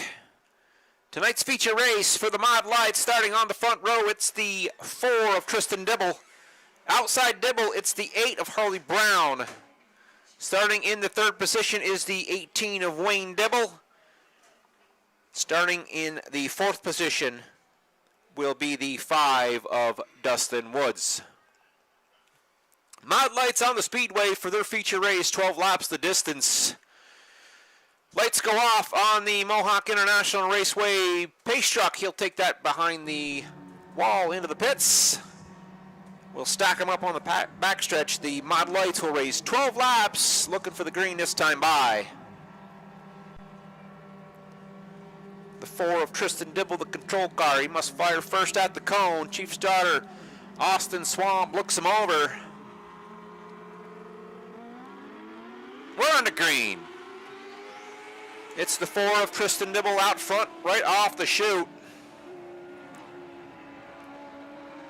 Dibble in the 4, he's got a rear deck lid full of the 8 of Harley Brown. Harley Brown slides out to the outside. They go door to door through turn 3. Give the nod on the outside of the 8 of Harley Brown. Battling back on the inside is Dibble. Outside is Harley Brown. He'll lead number 1 out of 12 for the Mod Lights. Good battle up front. The 8 of Harley Brown and the 4 of Tristan Dibble. Out back, it's the 18 of Wayne Dibble and the 5 of Dustin Woods battling for the 3rd position. They come side to side. Harley Brown on the outside, likes the bite on the top, slides down in front of Dibble. He'll lead him through 1 and 2. Nose to tail, they run through 1 and 2. Brown out front. Tristan Dibble riding second. Keep your eye on the front as Dibble looks underneath Brown going through 3. Seems to be more bite on the outside for Harley Brown as he comes by, put lap number 3 on the pylon. 3 down, 9 to go, Mod Lights as Dibble looks to the inside, going through 1 and 2, but Brown battles him back, slams the door going down the backstretch, sets sail, and he'll lead him into turn 3. Fastest car on the racetrack is the 8 of Harley Brown, 19.995 for him as he continues to set pace here for the Mod Lights. Tristan Dibble not going away. He gets into 1 and 2 pretty good, but down the backstretch, it's all Harley Brown. in the 8 car. Meanwhile, out back, Wayne Dibble rides in 3rd, and Dustin Wood rounds out your field. Side by side again through 3 and 4. Tristan Dibble really good on the bottom of the racetrack. Just can't find enough bite to get out in front on Harley Brown. Brown continues to lead, coming through 3 and 4. Chief starter Austin Swamp shows him the cross flags this time. Halfway for the 8 of Harley Brown here in the Mod Light feature. Dibble with a good run on the inside, but Brown battles back on the outside going down the backstretch. Stretches out to a 3-car lead going into turn 3. Give the nod to the turns for the 4 of Tristan Dibble. Dibble's not going anywhere. He's not making it easy tonight for the 8 of Harley Brown. Nice job out front, Tristan Dibble battles. He gets the bite through 2, but just can't get enough, and Brown's back down the backstretch. Lap number 8 on the board this time. Good battle out front. Mod Light's putting on a pretty good show out front. Probably half a straightaway lead, these 2 cars. Class of the field as they duke it out. It's the 8 of Harley Brown, the 4 of Tristan Dibble. Nose to tail across the start-to-finish line. Looks like Dibble's going to slide to the outside, see if he can get some bite. Going through 3 and 4. Give the nod still to Brown. Tristan Dibble pinches to the bottom, tries a bite on the bottom, but Brown holds him off. 10 laps on the board, 2 trips around the park. We'll turn it over to Pager. Yes, sir, it is Dibble and Brown going to duke it out here. 2 to go. Brown, your race leader at this point. Dibble right there. He can see that rear deck of Brown. They've been racing hard and clean side by side. Now with 1 to go. Brown will take it into turn 1. Now off of turn 2. Brown's got a clear racetrack in front of him. Tristan Dibble going to try to pick up the pace here, but Dibble knows that 2nd place spot would be pretty good as he sits atop the leaderboard. Dibble looking for more, coming out with 4. Oh, Tristan Dibble's going to pick up the win over Harley Brown. Heartbreak City for Harley Brown as Dibble raced him clean, coming off of turn number 2 to pick up the win on Marley B Snack Shack night here. So tough break for Harley Brown, looking to pick up his first win in quite some time. But Tristan Dibble, tonight's feature winner on Marley B Snack Shack night here at the Mohawk International Raceway. Dibble headed down to victory lane. Bob Trombley headed down there momentarily.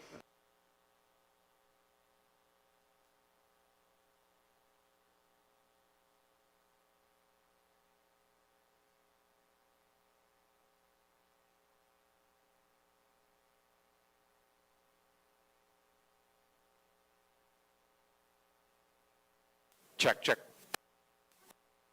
Mod Lights wrapping up their feature tonight. 12 laps was the distance.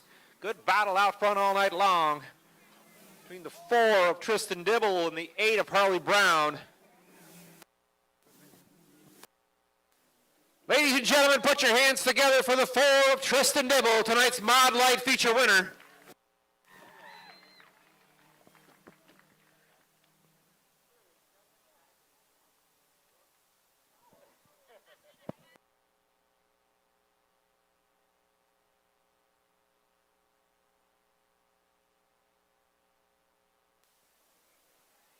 Here he is, folks, tonight's feature winner in the Mod Lights, Tristan Dibble. Well, no, there was only a few of you tonight, but boy, you and Harley Brown put on a good show out front. Yeah, it's always fun racing with Harley. They all race long and had just enough at the end to get them. Yeah, it looked like you were running the inside for the long time, and you took a peek on the outside, just not enough bite out there, and both of you raced clean, and but you can't ask for any more than that. No, that was a fun night. I was a lot better than 3 and 4, but he could really hold me off in 1 and 2, so that really worked out for me right there in the last lap. There you go, folks. Anybody you want to thank? Just everybody who helps me week to week, Dibble's General Repair, Jarvis Construction. Folks, tonight's feature winner in the Mod Lights, the number 4 of Tristan Dibble.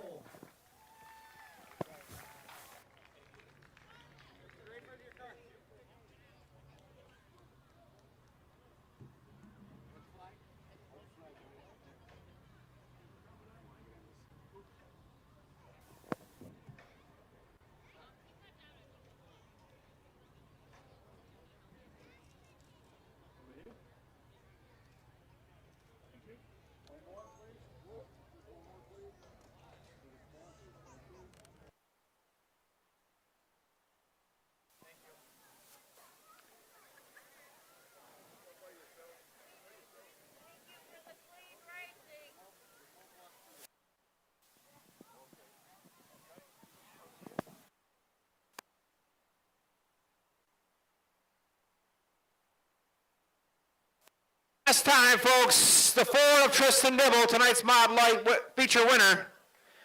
We're going to take a quick intermission, do a little bit of track. We'll get the back on the speedway. Well, thank you very much, Bob Trombley. We appreciate that. Down there in Victory Lane with Tristan Dibble, tonight's feature winner. Intermission time gives you a good chance to get up, stretch the legs a little bit, and give you a chance to wander a little bit, maybe get something to eat. But by all means, enjoy yourself here. Quick intermission coming up. We'll be back for the 358 Modifieds 30-lap event coming up next.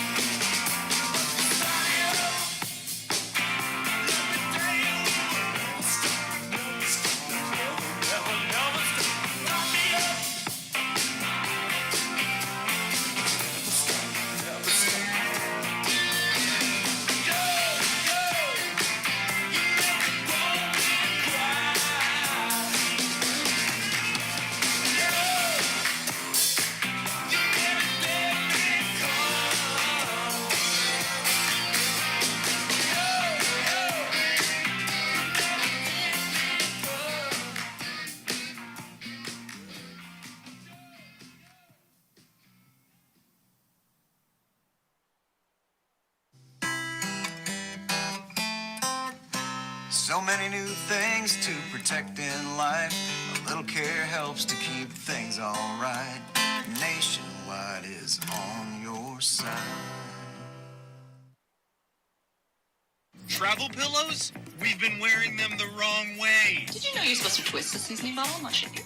This is how you debone a chicken wing. Twist it. Shut up. TikTok taught me.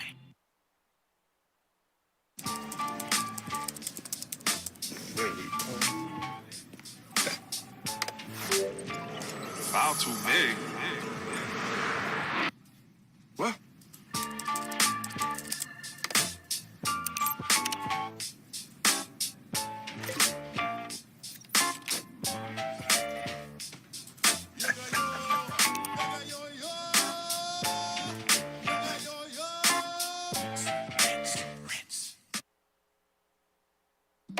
Here's to you, queen. Wearing a crown as you gleam. You are seen.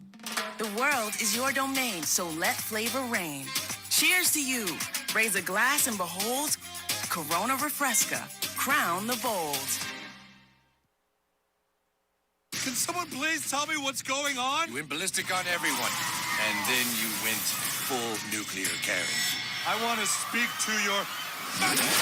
South Park, The Streaming Wars Part 2.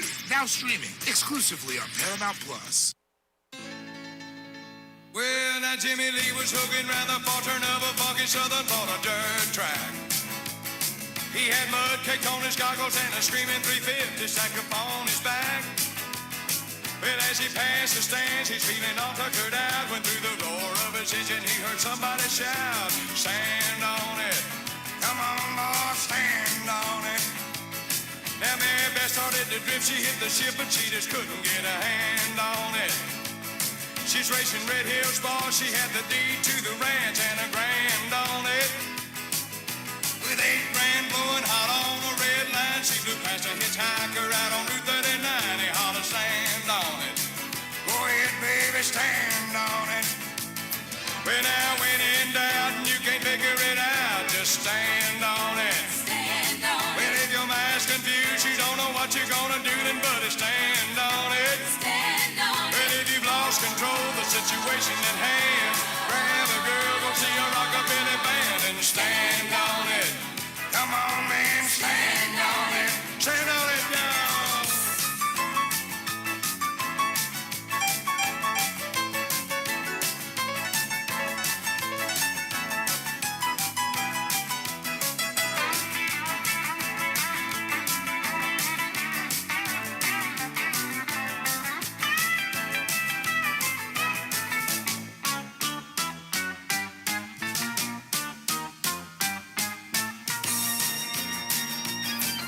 Columbus, he discovered America even though he hadn't planned on it. He got lost and woke up one morning when he's about to land on it. He wouldn't have got out of Italy, man, that's for sure, without Queen Isabella standing on the shore, shouting, "Stand on it. Go ahead, man, stand on it." Well, now when in doubt and you can't figure it out, just stand on it. Stand on it. Well, if your mind's confused, you don't know what you're gonna do, then better stand on it. Stand on it. Well, if you've lost control of the situation at hand, grab a girl, go see a rockabilly band and stand on it. Come on, man, stand on it. Oh, stand on it. Come on, y'all, stand on it.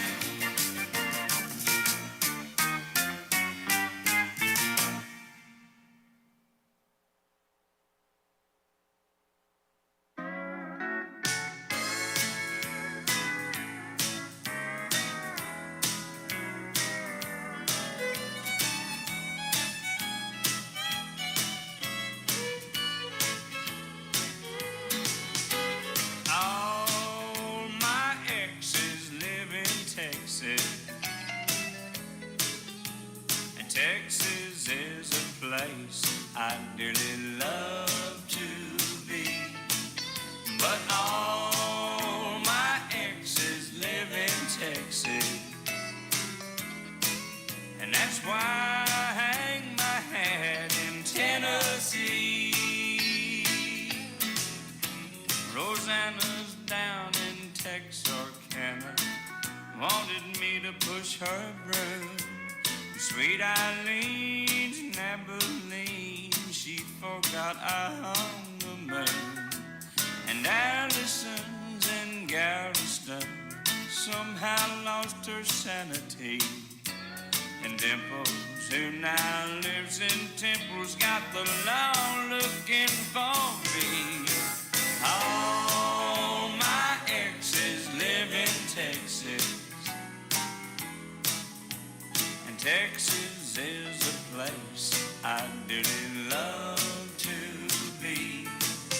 but all my exes live in Texas. And that's why I hang my hat in Tennessee.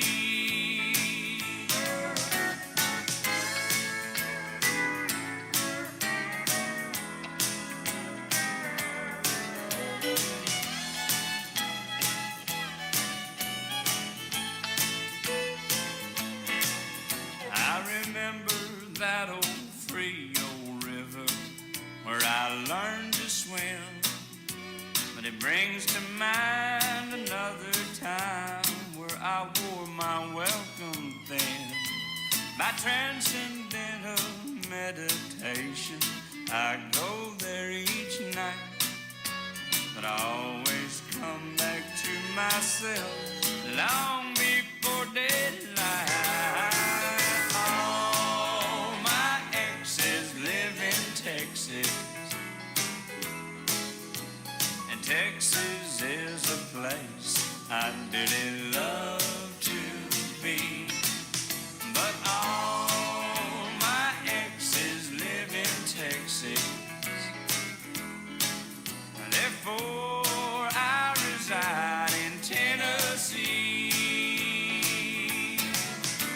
Some folks think I'm hiding. It's been rumored that I died. But I'm alive and well in Tennessee.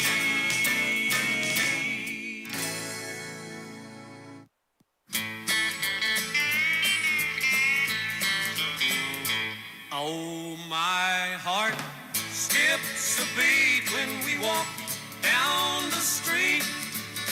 I feel a trembling in my knees. And just to know you're mine until the end of time makes my heart skip a beat. Well, I did a double take the day I met you. My heart turned to flip as I stood next to you. And I knew right there I never could forget you. For you are my every dream come true. And my heart skips a beat when we walk down the street. I feel a trembling in my knees. And just to know you're mine until the end of time makes my heart skip a beat.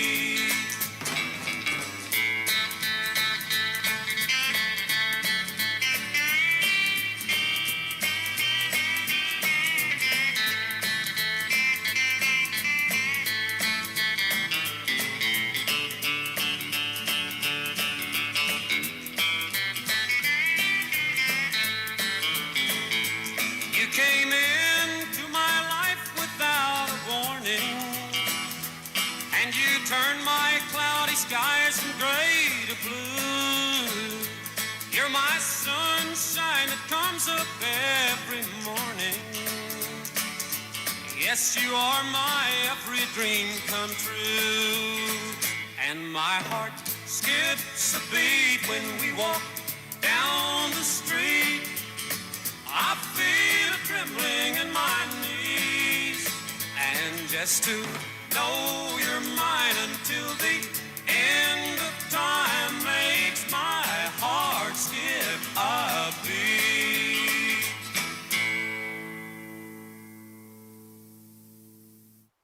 Heave-hi, oh, the best man in Ottawa was Mohawk Joe, Mohawk Joe. Big Joe Mohawk paddled into Mattawa all the way from Ottawa in just one day. Hey, hey, on the river Ottawa, the best man we ever saw was Big Joe Mohawk, the old folks say. Come and listen and I'll tell you what the old folks say. And he said Big Joe had an old pet frog, bigger than a horse and he barked like a dog. And the only thing quicker than a train upon a track was Big Joe riding on the bullfrog's back. Heave-hi, oh, the best man in Ottawa was Mohawk Joe, Mohawk Joe. And they say Big Joe used to get real wet from cutting down timber and working up a sweat. And everyone will tell you around Carlton Place, the Mississippi dripped off of Big Joe's face. Heave hi, oh, the best man in Ottawa was Mufferaw Joe. Mufferaw Joe. Now Joe had the portage from the Gatineau down to see a little girl he had in Kempville down. He was back and forth so many times to see that gal, the path he wore became the Rideau Canal.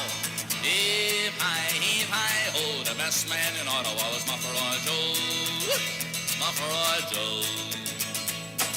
Big Joe Mufferaw paddled in the Mattawa all the way from Ottawa in just one day. Hey, on the river Ottawa, the best man we ever saw was Big Joe Mufferaw, the old folks say. Come and listen and I'll tell you what the old folks say. And they say Big Joe put out a forest fire halfway between Renfrew and Old Ironfriar. He was 50 miles away down around Smith Falls, but he drowned out the fire with 5 spitballs. Heave hi, oh, the best man in Ottawa was Mufferaw Joe. Mufferaw Joe. Well, he jumped into Calabogie Lake real fast, and he swam both ways to catch a cross-eyed bass. But he threw it on the ground and said, I can't eat that, so he covered it over with Mount St. Pat. Heave hi, oh, the best man in Ottawa was Mufferaw Joe. Mufferaw Joe. And they say Big Joe drank a bucket of gin and he beat the living tar out of 29 men. And high on the ceiling of a Pembroke pub, there's 29 boot marks and they're signed with love. Heave hi, oh, the best man in Ottawa was Mufferaw Joe. Mufferaw Joe. Big Joe Mufferaw paddled into Mattawa all the way from Ottawa in just one day. Hey, on the river Ottawa, the best man we ever saw was Big Joe Mufferaw, the old folks say. Come and listen and I'll tell you what the old folks say. They say, heave hi, oh, the best man in Ottawa was Mufferaw Joe. Mufferaw Joe. Big Joe Mufferaw, Big Joe Mufferaw, Big Joe Mufferaw, Big Joe Mufferaw, Big Joe Mufferaw.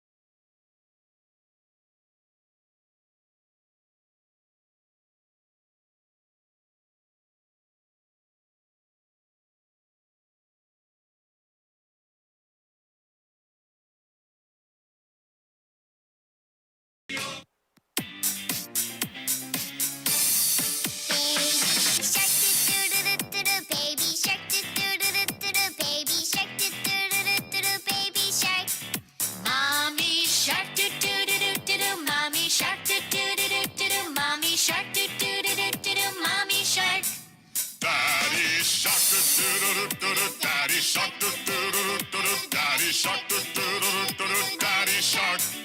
Grandma shark, do-do-do-do-do-do. Grandma shark, do-do-do-do-do-do. Grandma shark, do-do-do-do-do-do. Grandma shark. Grandpa shark, do-do-do-do-do-do. Grandpa shark, do-do-do-do-do-do. Grandpa shark, do-do-do-do-do-do. Grandpa shark. Let's go hunt, do-do-do-do-do-do. Let's go hunt, do-do-do-do-do-do. Let's go hunt, do-do-do-do-do-do. Let's go hunt. Run away, do-do-do-do-do. Run away, do-do-do-do-do. Run away, do-do-do-do-do. Run away. Safe at last, do-do-do-do-do. Safe at last, do-do-do-do-do. Safe at last, do-do-do-do-do. Safe at last. It's the end, do-do-do-do-do. It's the end, do-do-do-do-do. It's the end, do-do-do-do-do. It's the end.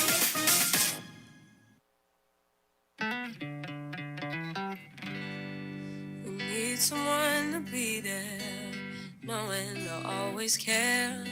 Someone who lights your way each and every day. Doing what you love is everything, so we can celebrate the joy it brings. There's so much to protect in our lives.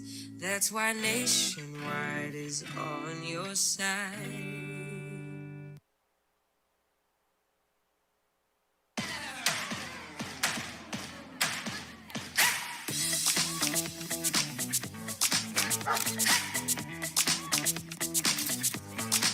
Say ah, hey, you got to. Say ah, hey. Be it, express it. Be it, express it. Say ah, hey, you got to. Like bones, your teeth lose density and become weaker over time, which can lead to tooth decay. And that can make your visit to the dentist feel like this. But if you want your dental visit to feel like this, try new Crest Densify. Crest Densify actively rebuilds tooth density to extend the life of teeth by remineralizing enamel. New Densify from Crest, the #1 toothpaste brand in America. Smile, Crest has you covered.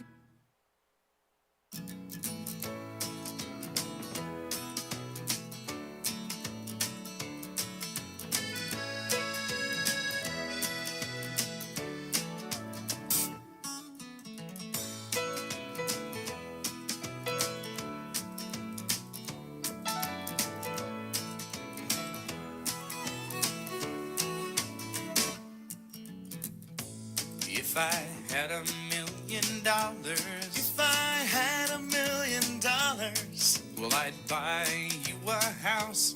I would buy you a house. And if I had $1 million, If I had $1 million, buy you furniture for your house. maybe a nice Chesterfield or an ottoman. And if I had $1 million, If I had $1 million, well, I'd buy you a K car. a nice Reliant automobile. And if I had $1 million, I'd buy your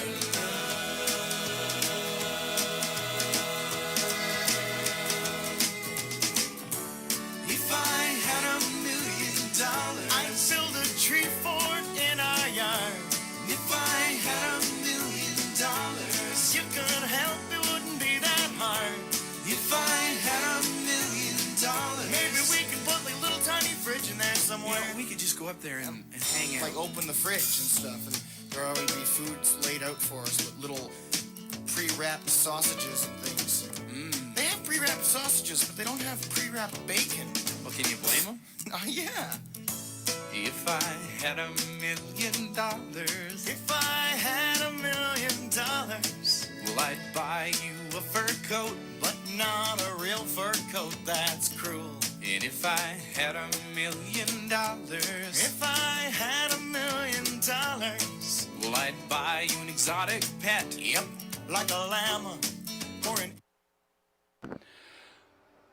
Well, ladies and gentlemen, I'm going to give you a little bit of a heads up here. We're going to be going racing in about 5 minutes. Mod Lights, 358 Modifieds going to be making their way out on the speedway here. We'll have the full rundown for you, Bob Trombley and I. They'll be making their way out onto the track here momentarily. I can tell you right now, Brian Slim McDonald is going to fire from that pole position. To his outside, out of their Saranac Lake area, it'll be Matt Woodruff. He'll start on the outside of him in that 55 machine.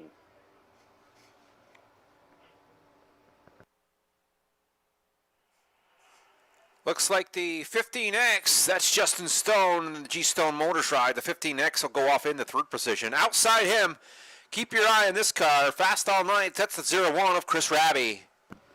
And behind them,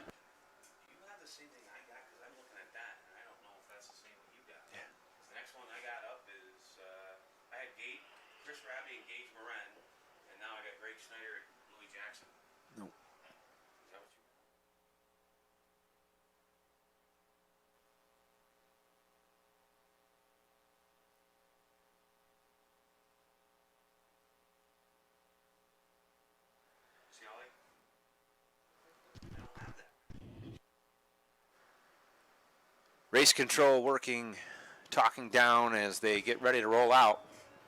so now the 18J of Johnny Jackson Jr., he'll start at the inside of row number 3. To his outside, the 16 of Gage Moran. 4 rows back on the inside, that's the 31 of Tommy Jock Jr. Outside him is Pager's best friend Daryl, the 87-9 of Daryl Mitchell. Close, good buddy, not my best friend. That'll be Phil Darty. Row 6 on the inside, the 1NY of Greg Atkins. To his outside, the 54G out of Boston, New York. That's the 54G of Greg Snyder. Starting in the 11th position, it's the 1T of Tyler Atkins. Outside Atkins, that's the 81 of Bruce Mackinson. Scheduled to fire, and he's out there now in that 1W, Dan Reef, making his 3:58 modified debut here. 30 laps to distance here at the Mohawk International Raceway. Your dirt car, 3:58 modifieds, about to fire for 30 fast laps. It's the return of the ground pounders to the Mohawk International Raceway. After a week off, should bring excitement and life back to the grandstand as they fire coming through 3 and 4. So Matt Woodruff will bring you down to the first green flag of this 35-lap event on the Marley B Snack Shack night here. Thank you very much to the fine folks from Marley B for continuing to support racing here at the Mohawk International Raceway. Woodruff, McDonald, about to kick it off for 30 laps, bringing you off of 24. We're underway. Woodruff, McDonald, they set sail into turns 1 and 2. On the high side, down the back chute. Woodruff on the inside. McDonald to the top side. Coming off a 4. A drag race down to the front stretch.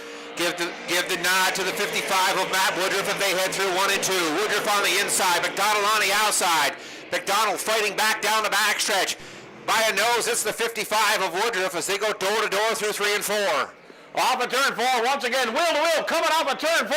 Woodruff to the inside, McDonald to the top side, into turns 1 and 2. Stone now starting to pick up, and here comes Brian McDonald to the top side. He'll go down the backstretch into turns 3 and 4. Woodruff coming from the bottom. Fastest car on the racetrack that time, the 151K, Brian McDonald, 16.807 for McDonald as he sets sail out front of Woodruff. The 15X on the rear deck lid of the 55, that's the 15X. That's Justin Stone. Nose to tail through 3 and 4. Look for McDonald to take lap number 4 on the pylon. Lap 4 on the board. McDonald, your race leader. Woodruff right there in second. And it's now Johnny Jackson riding in third, starting to make his way up through the field here as we're going to click him off of turn 4. McDonald still leads. Going into turn 1, Woodruff in second. Matt Woodruff looks to the inside of the 151 of McDonald, but McDonald slams the door, heads down the back chute. 55 will be forced to file in behind him, nose to tail, going through 3 and 4. 15X of Justin Stone continues to ride in third. Back in the fourth, it's the 18J of Louis Jackson Jr. Chris Raby rounds out your top 5. Now Woodruff starting to pick up the pace here. McDonald saw him coming to the inside. McDonald goes quickly to the top side here into turns 3 and 4. McDonald's going to come back around on the high side. Lap number 7 going to be put up of lap 3. McDonald right there. Now Woodruff goes back to the inside, trying to reel him in. Going off a turn 2, set sail down the backstretch. It's all Brian McDonald. McDonald sets sail into 3 and 4. He'll slide to the top of the racetrack where he found the best lap last time, 17.140 for McDonald, as McDonald puts number 8 on the board. The 55 of Matt Woodruff continues to ride in second. It's the 15X of Justin Stone third. Louis Jackson Jr. continues to ride in fourth, and Chris Raby rounds out your top 5. Yes, sir, down the front stretch. McDonald waiting for nobody on lap number 9. He's got Dan Reef, the rookie, in front of him on the backstretch. Reef's right now high line. Reef's going to get the move over flag this time. Reef's trying to stay out of the way. McDonald's going to make quick work of him. Coming off of turn 4. McDonald, 10 in the books. McDonald, your leader. Nice job by McDonald navigating the lap traffic as he's got a clean racetrack ahead as he looks out after after turn number 2 in through 3.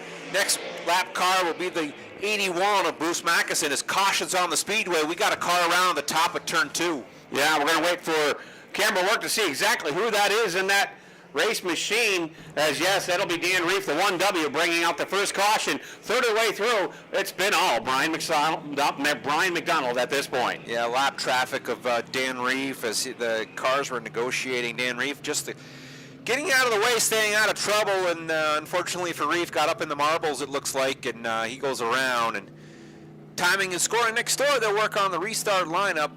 Single file around the racetrack till race control's happy with the positioning as Dan Reef, he'll take the 1W behind the wall into the garage area.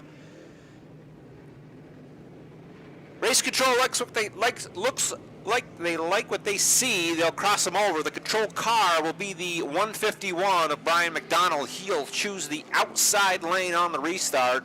McDonald, the control car, has to fire first at the cone for the start to be good. As it looks like we're going to shuffle again, and McDonald's changed his mind as now goes to the inside of the racetrack. Safety lights are off. They're stacked up coming through 3 and 4. We'll keep our eyes on Chief Starter Austin Swamp for the start. They fire. We're back under green. McDonald leads them through 3 and down the front stretch they go into 2. Into the inside, it's 55 of Matt Woodruff. Woodruff can't hang with the 151 of McDonald. McDonald regains his lead going into turn 3. Yeah, McDonald not waiting for anybody here. I'll tell you what, starting to come up through the ranks here a little bit is Johnny Jackson in 18 car. He is starting to pick up the pace, turn up the wick, but coming from the bottom this time off of turn 2. Justin Stone starting to challenge him. Onto the backstretch we go. It's all Brian McDonald here at this point, but watch the race for third coming off of turn 4. Nice job by Louis Jackson Jr. to get the nod on going through 3 and 4. He'll continue to hold down the third position. Outside seems to be working better for a lot of these race cars. Good battle for the number 3 spot as Justin Sloan tries to keep down to the bottom of the racetrack. Sticks the nose out front. More bite on the outside. Give the nod to the 18J of Louis Jackson Jr. as they hit the line. Louis Jackson Jr. a little quicker on the top that time around. Justin Stone trying to reach him in, reel him in here as they continue to battle side by side for that third spot. Brian McDonald hooked up on rails here. Woodruff comfortably into that second spot. Now Stone a little quicker on the throttle. Coming out of turn 2 though, Louis Jackson's got him down the backstretch. It's been a good night so far for the 55 of Matt Woodruff. Good positioning in his heat race. Got him a good position to start this race as the 55 rides in second. Halfway's on the board this time as Chief Starter Austin Swamp shows him the cross green flags. Cars work down through the backstretch. It's Brian McDonald sliding through 3 and 4 as he continues to like the top side. Lot of grip, runs it up against the wall across the start-finish line. 16 on the board, 14 to go for McDonald. Yeah, 16, 14 to go, and now Justin Stone, he has got past Johnny Jackson for that third spot. They touch going on the backstretch, coming off of turn 2, but right now Justin Stone picking him up and laying him down, coming off of 4. Johnny Jackson starting to move up. Chris Raby now following the wheel tracks going into turn number 2 of Justin Stone. Keep your eyes on Chris Raby as his lap times continue to get better. Currently riding in the 5th spot. Raby knocking on the door, though. Good lap here. Jump all the way to 3rd. Out front, the 151 of Brian McDonald continues to turn laps, puts them on the board, sets them down. McDonald with a full backstretch lead on the second place car, the 55, that's Matt Woodruff. Yeah, no problem right now for Brian Slim McDonald. He is looking to get hooked up into heavy lap traffic. And now Johnny Jackson has got that third spot wrestled back away from Justin Stone. And Rabi now trying to make a move to the top side. He couldn't make it work, had to get on the binders coming into two. As we take it back off of turn number 3, now into 4. Jackson back to the top side. Stone starting fading with 10 to go. Yeah, Rabi seems to be getting through the corners better. He's knocking on the door for the 4th spot. He's going to get it this time as he gives the nod to Rabi down the backstretch. The 15X of Justin Stone, he's going to slide back to the 5 spot. Meanwhile, out front, lap traffic. The 151 of Brian McDonald has now caught the 1T of Tyler Atkins. He's looking to put him a lap down as the field continues to shuffle behind him. Yeah, Brian Slim McDonald going to go to the inside of Atkins here. There is going to be 8 to go. To the inside goes McDonald. He'll go to the inside, chasing down the leader. And now Jackson gets to the inside of Woodruff for that 2nd spot. Trying to bring Rabi along with him. Woodruff trying to catch him. Onto the backstretch we go. Turns 3 and 4. Johnny Jackson's got a car in his way coming off of 4. Yeah, that's going to give the nod to the 55 of Matt Woodruff on the inside. Jackson battles back on the outside. Too close to call the line this time, but don't count out the 0-1 of Chris Rabi. Rabi just hanging out in the rear deck lid of the 18 JR. Down through 3 and 4 they go. Woodruff on the inside. Louis Jackson on the outside as they roll nose to tail as they cross the start-finish line. Well, with 6 to go, it's time for Chris Rabi to make a move, and now making a move to the outside as Johnny Jackson going to battle Woodruff in the 55 for that number 2 spot. He picks up the left front sneaker coming off of 4. Matt Woodruff hangs on with 5 to go as Brian McDonald is checked out on the field. Johnny Jackson now meeting the sandwich. He gets tangled up. Can Rabi capitalize on the backstretch? It's still going into 3. Matt Woodruff hanging on to 2nd. Nice job by Woodruff hanging on to the 2nd position as he crosses the line now. Lap number 26 on the board. Your leader coming out of turn 2. He's got the 54G of Greg Snyder as your next lap car as McDonald moves to the outside of Snyder. Comes around the pylon this time. 27 down, 3 to go this time for the 151 of Brian McDonald. McDonald continues to run out front. It's Woodruff in the 2nd position. 18J right now is Louis Jackson Jr. He riding in the 3rd position. 2 to go this time, says Chief Starter Austin Swamp as McDonald comes by, puts 28 on the pylon. Through 1 and 2 he goes. Good lead out front as Louis Jackson Jr. is turning quick lap times. Just think he's going to run out of real estate. Not enough time for the 18 JR to catch the 151 this time. White flag is out. 1 trip around the park this time for McDonald. The ground pounders return to the Mohawk International Raceway. 30 laps the distance. This one's been all Brian McDonald. McDonald down through the backstretch, slides at the top of the racetrack into the bike, comes through 3 and 4. Put your hands together this time. It's the 151 of Brian McDonald, tonight's 358 modified feature winner.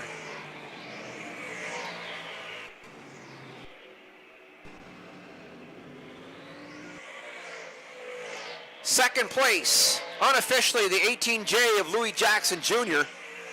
Matt Woodruff, good run from Woodruff Powder Coatings. 55 of Matt Woodruff, he'll finish in the 3rd position. Chris Rabi able to hold on ahead of Justin Stone for the 4th position. Back to 6th is the 16 of Gage Morin. The 1 New York of Greg Atkins. 87-9 of Daryl Mitchell finishes 8 unofficially. 9th will go to Tommy Chuck Jr. in the 31J.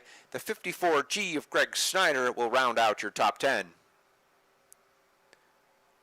Cars exit the speedway on the backstretch into turn 3 as they'll roll through the garage area.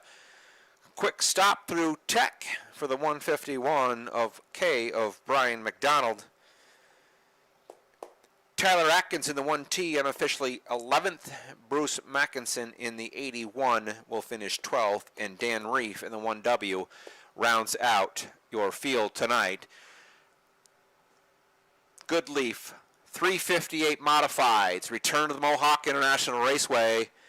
The 151K of Brian McDonald that clears the scales, and he'll head down to victory lane. We'll turn it over to Pager for our interview.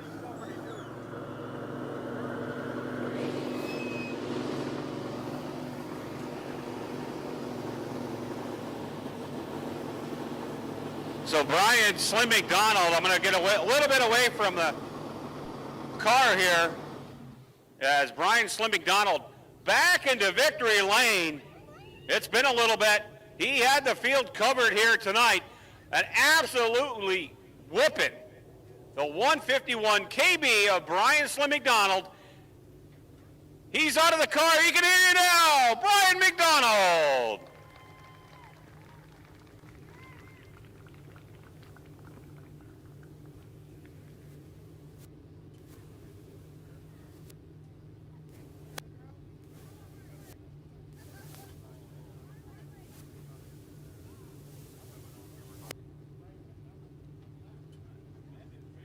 This victory for Brian McDonald here tonight. Back into victory lane. No stranger here. He's been here quite a few times. This thing was a hot rod tonight, folks. Brian, my friend, great to see you back into victory lane, buddy. Man, you had this place covered tonight. Well, I can't see behind me, but where I got in traffic there, I kept making some mistakes. I kept looking for somebody to stick their nose there, but guess we were good. How good did it feel tonight to have a car hooked up like this? And as you mentioned, you didn't see anybody. You knew you had the field covered tonight, didn't you? Well, we had the last 10 laps got a little tricky because we lost power steering, so I was hanging on for dear life. But, man, these guys, we argued, we fought today, we did everything, and now this pays off tonight, so it makes it all better. Well, I'm sure you want to thank everyone, plus quite a few other people for tonight's victory. Oh, absolutely. Start off with the two guys right there standing there. And, those are the guys at the shop that make it happen. Of course, Dennis Govero, Westfront Construction, Demolition Plus, Speedy Glass, Red Oak Farms, Pat's Radiators, LaFrance Performance. We had a good piece tonight. I'm sure I'm forgetting stuff, but we're very happy. Well, hey, don't be a stranger. Plenty of Pepsis tonight for the celebration, correct? It's a good chance. Good chance, all right. Tonight's feature winner, Brian Slim McDonald, in the dirt car 358 Modifieds. Hey, Bob, we got another great race coming up. The Sportsman making their way out on the track. Absolutely, Pager. Once again, hats off for the 151 KB of Brian McDonald. Tonight's feature winner in the 358 Modified, the Goodleaf 358 Modifieds here at the Mohawk International Raceway. Once again, thanks for joining us, folks.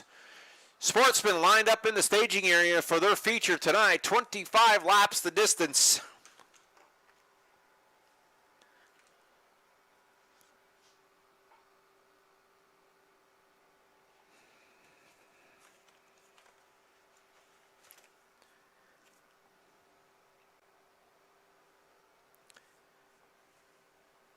Brian McDonald currently sitting in the 4th position in points. That'll give him a nice boost, as Pager mentioned.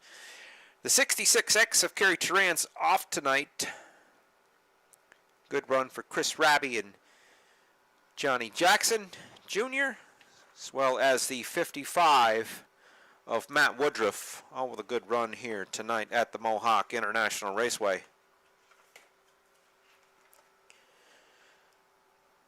Put your hands together one more time, folks. It's the 151 of Brian McDonald, tonight's 358 Modified feature winner.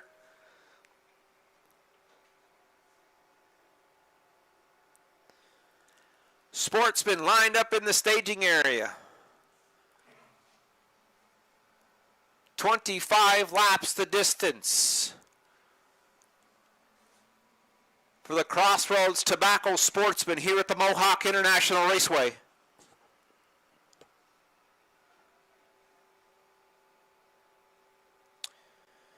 Thanks again for joining us, folks. Following the Sportsman, the Novice Sportsman will be on the Speedway for their 12-lap feature. As we mentioned, followed by the Marley B's Snack Shack Slick Track Enduro Qualifier. Tonight we'll wrap up our evening of racing here at the Mohawk International Raceway. Once again, thanks to Marley B's Snack Shack, tonight's sponsor. Appreciate the support of all our sponsors here at the Mohawk International Raceway. Pace Truck on the front stretch, waiting for the nod from Race Control. This will give Pager a minute to catch his breath if he wants to help run down the Sportsman feature. Line up.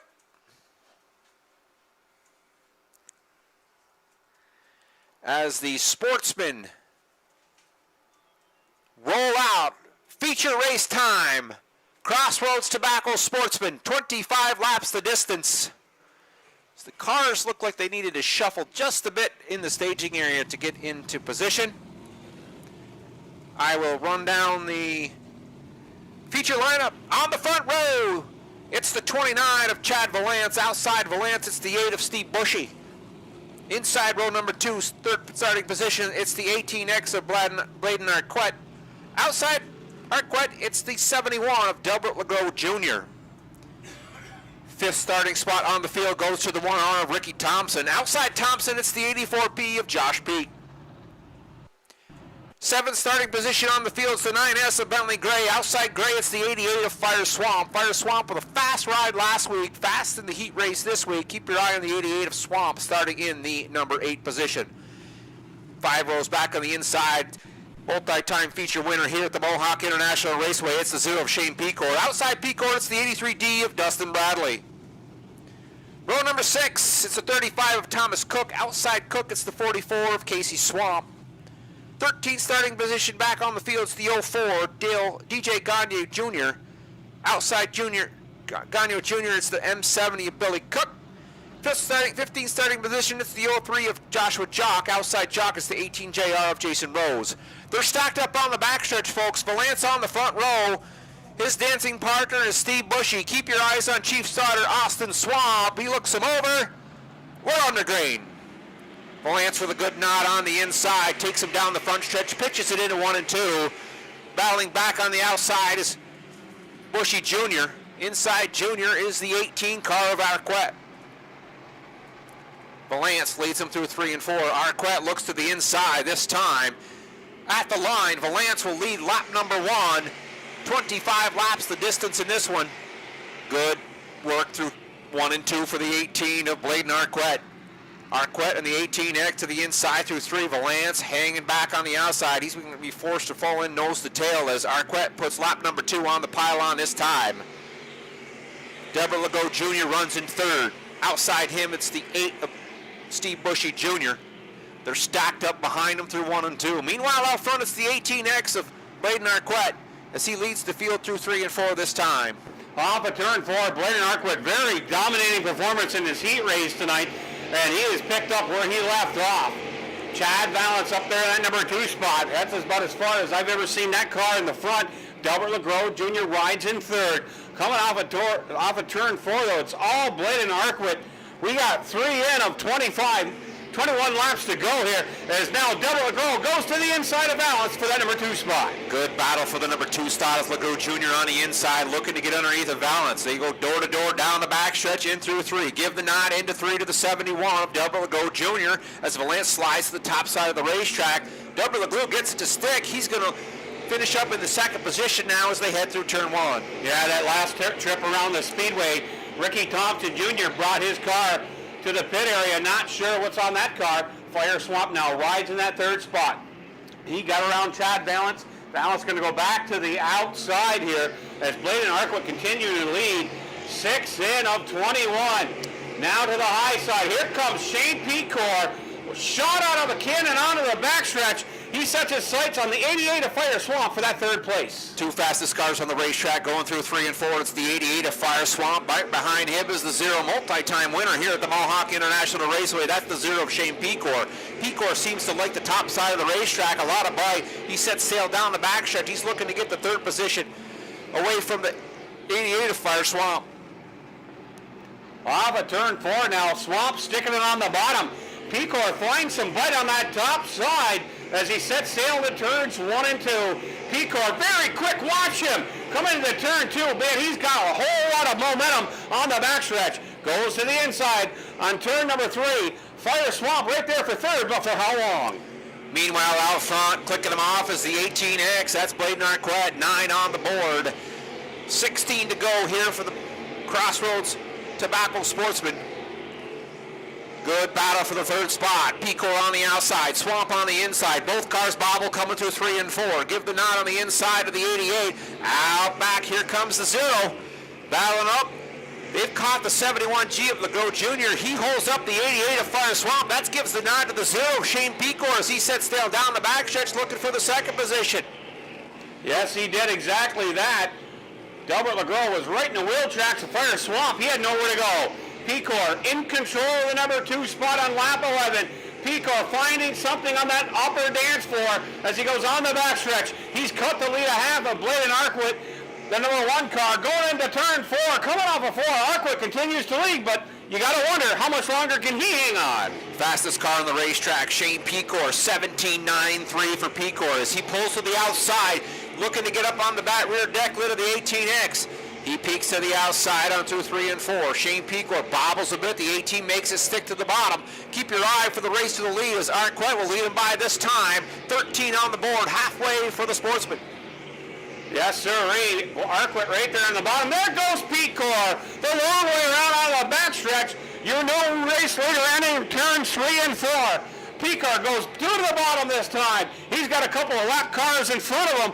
13 in. Now Rush is right in front of Pecor. Pecor, watch how fast he is going into turn 2 for that top side coming off of turn 1. Now down to the backstretch, Pecor goes. A family affair on the backstretch for Pecor. Father and son it is, coming off of 4.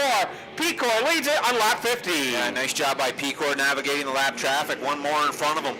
Clean racetrack now as Pecor slides to the top of 2, looks down the backstretch. Next car in line is the gentleman. That's the M70 of Billy Cook. Good distance right now. A little bit of racing room for the 0 as he looks to put more distance on the second place car. Still 18X of Blade and Arquette. 16 down, 9 to go. Quick rundown. And Pecor rides in the 1 position. Blade and Arquette second. Delbert Legault Jr. third. Fire Swamp in the 88. He's 4th. 83D. Dustin Bradley up to the 5th spot. Now Pecor, gonna go to the inside of Billy Cook. He'll race him clean going into turns 1 and 2.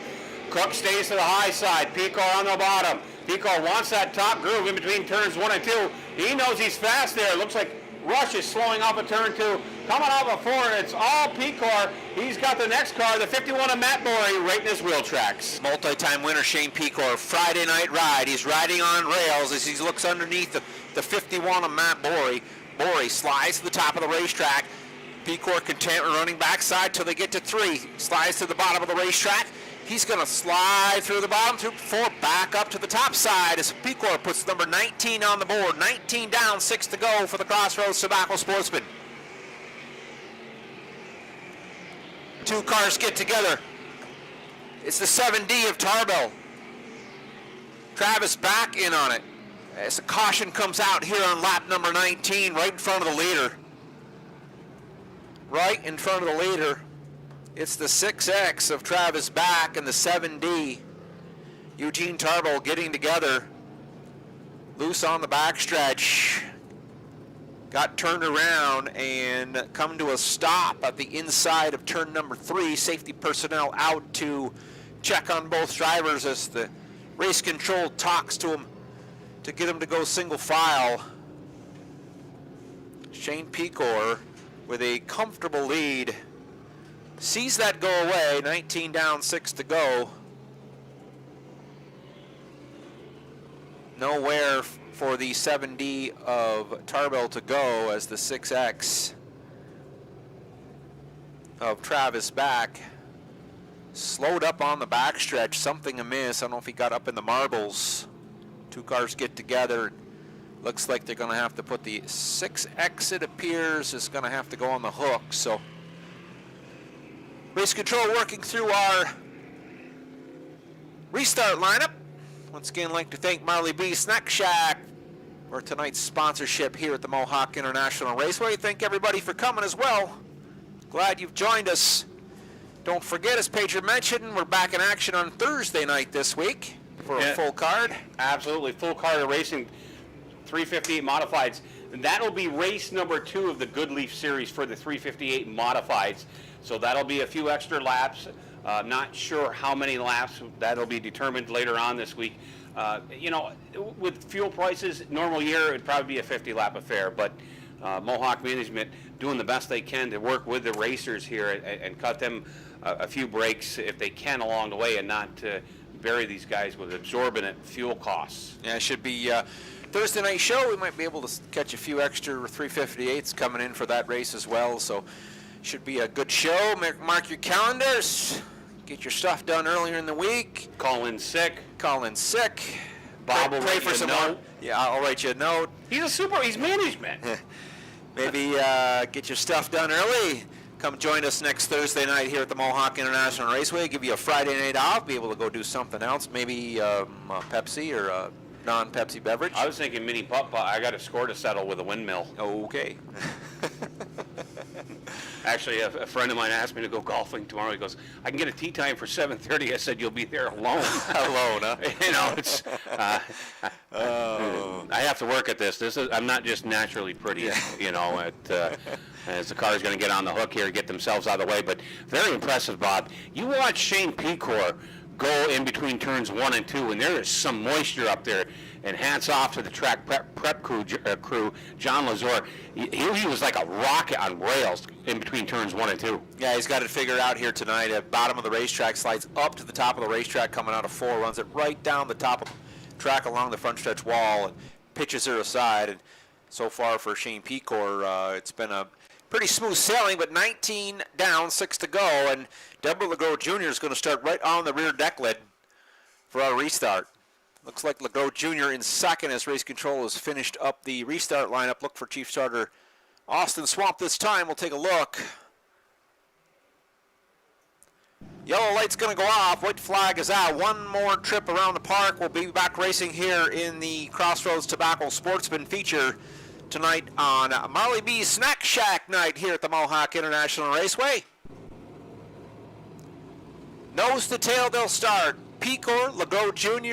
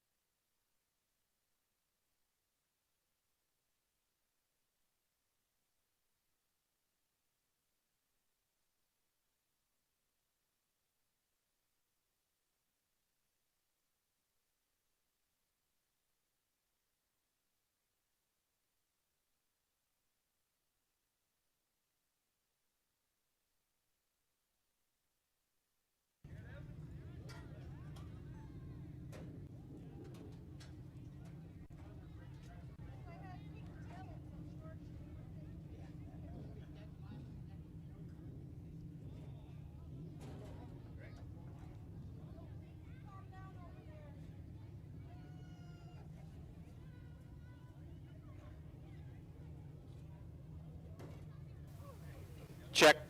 Climbing out of his race car, folks. Put your hands together. Multi-time winner, the 0 of Shane Pecor.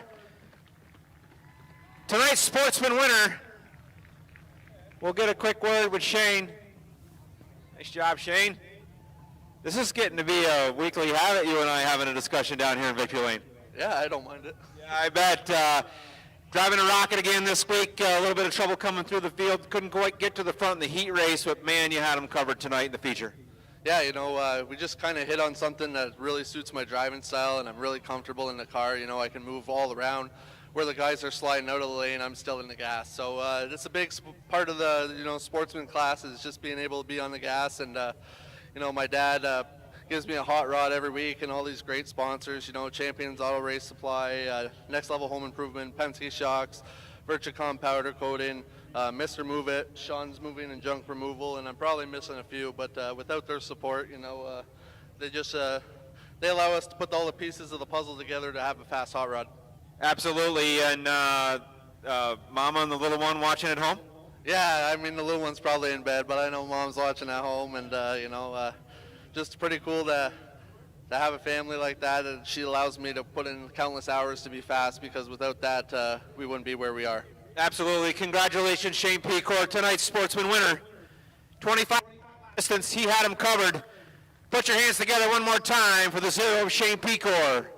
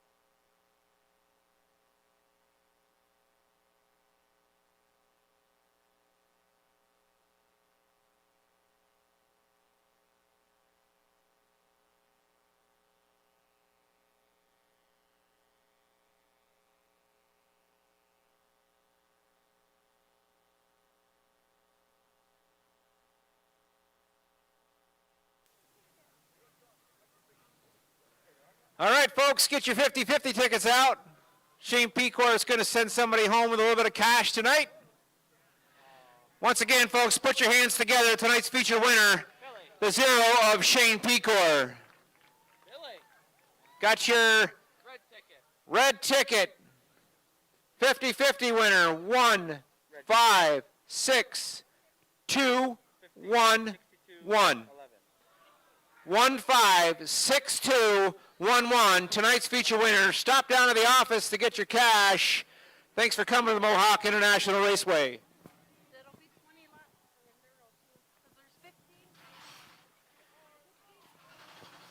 Courtney just told me we have 15 cars for the following the Novice Sportsman race. To be a 20-lap Enduro Molly Snack Shack night here at the Mohawk International Raceway.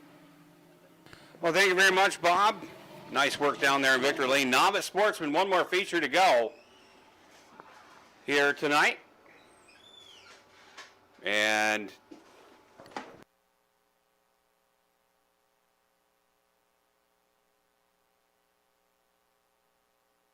Pager, the Novice Sportsman, are in the show. One more feature to go. We'll get the Enduro going.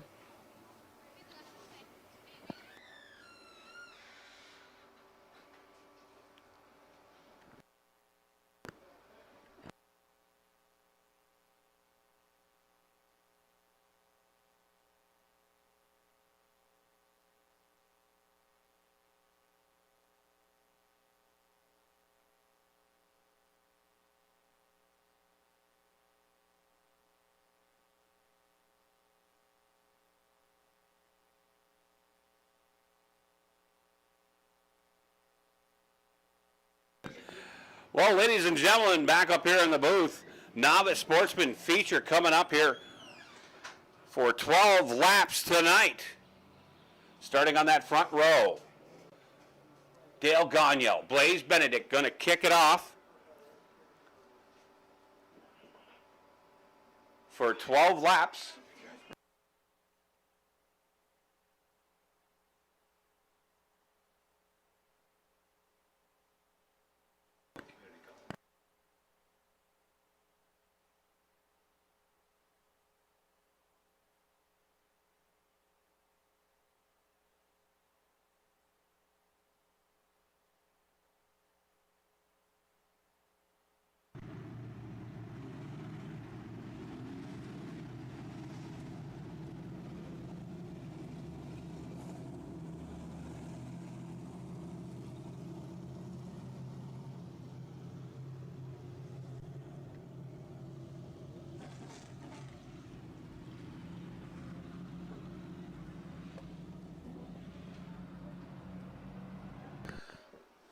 So, front row. I apologize, that is not the starting grid I had out there. Let's get back in here. Live broadcasting, you cannot beat it. Here we go. Dylan Cole, Ja'Cory Thompson for 12 laps, going to kick it off. We're underway. 12 laps to distance, Novice Sportsman feature time. Dylan Cole will lead them into turns 1 and 2. Blaze Benedict right there in that number 2 spot. Ja'Cory Thompson rides in third. Terry Lamica into that number 4 spot. Into turns 3 and 4 we go. Coming off of 4, Dylan Cole looks pretty strong. Nice job by the D1 of Dylan Cole out front. 12 laps the distance here for the Novice Sportsman.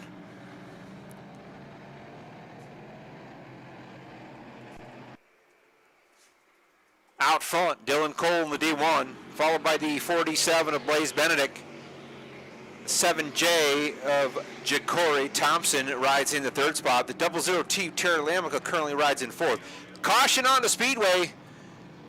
We have the 1W of Kyle Reef. He's around in the entrance of turn 4, and Ja'Cory Thompson gets on the brakes to avoid a collision with him as safety personnel will roll out to take to the 1W of Kyle Reef.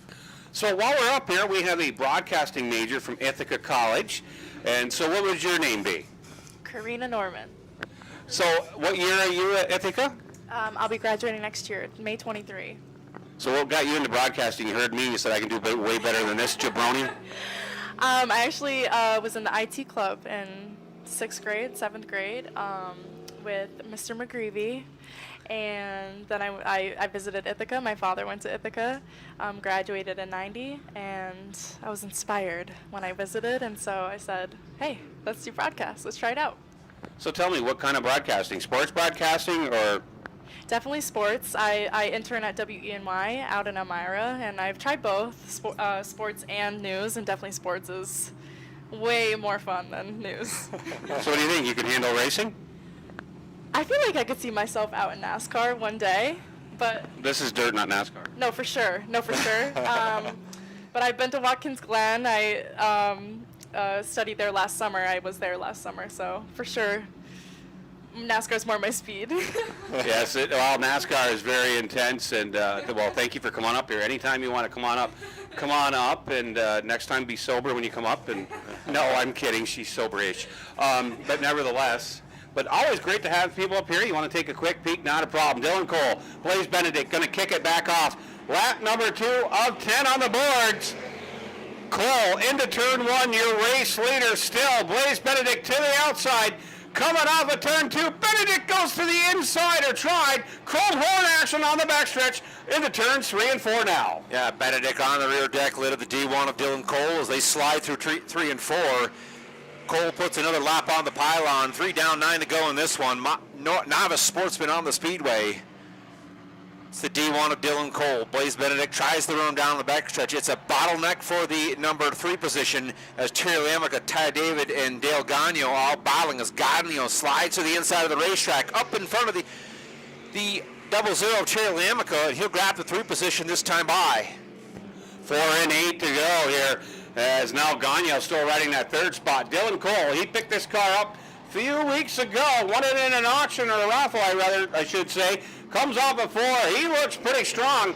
He led them all in his heat race tonight, and he's looking to make a clean sweep of it. Benedict still rides in that number 2 spot. Down the backstretch we go. Cars have singled out, single file, into turn 4, off of turn 4, Cole continues to lead. Yeah, bobbled by the second place car allows Dylan Cole to stretch his legs a little bit as Chief Starter Austin Swamp shows him the cross green flags this time. 6 down, 6 to go in this one. Not a Sportsman on the speedway. Benedict with a little bit faster down the backstretch, but through the 3 and 4 and 1 and 2, Dylan Cole seems to have the field covered on the bottom of the racetrack. Caution on the speedway, out over in turn number 2.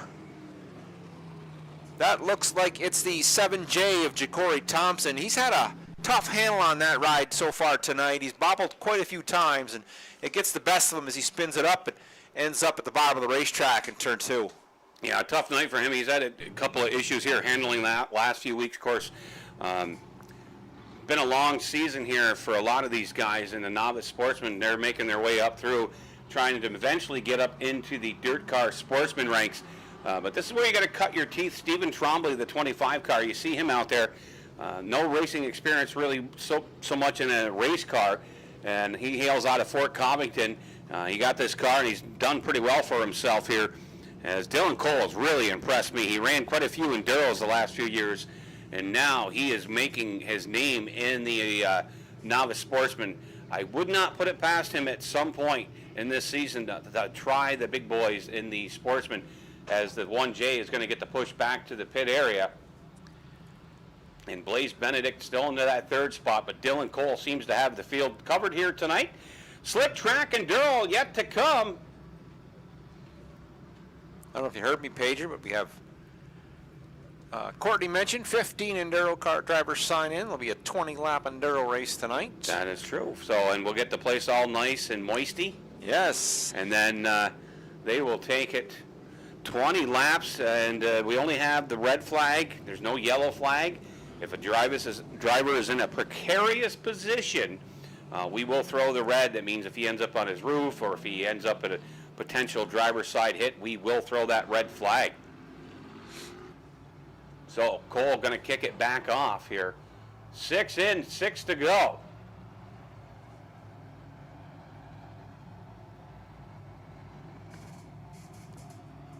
It's a slow pace through 3 and 4. Cole's on the hammer at the cone. He takes the green flag. He leads him by.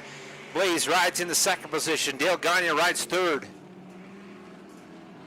Blaze Benedict tries to get to the rear deck lid of the D1 of Dylan Cole.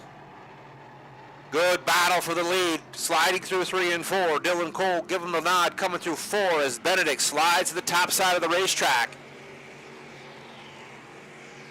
Dylan Cole leads him through 1 and 2. Blaze Benedict trying to find some bite at the top side. Settles down. Has to go nose to tail for Cole going down the backstretch. Gagno continues to ride in the 3rd spot. Ty David in 4th, and Lamica rounds out your top 5. Yeah, 4 to go here for Dylan Cole. Dylan Cole still on the bottom, but here comes Blaze Benedict. Whole lot of hurry to the outside. He is making a name for himself on that top racing groove. Dylan Cole, I'm not sure if he can feel the pressure. Coming off of 4, Blaze Benedict, your new leader, with 3 to go. 9 and 3 to go. Dylan Cole said, "Where did you come from, fella?" To the bottom he goes, and now Blaze Benedict, no problem for him on the backstretch. He found a little bit of bite to that top racing groove. Off of 4, they battle side by side. Benedict's got him this time, coming off of 4. 2 laps to go. Oh, a bit of a bobble that time by Benedict. Can the the D1 car of Cole capitalize as we go down to the backstretch yet again? Benedict settles to that top racing groove. Smooth and fast, fast and smooth coming off of turn 4. Right now Cole is going to go back to the top side, try to make it work. White flag in the air. Dylan Cole had the field covered, but out of nowhere, Blaze Benedict from the top side got around him. 4 laps to go. Here they go. Wheel to wheel coming off of 4. Blaze Benedict will pick up the win.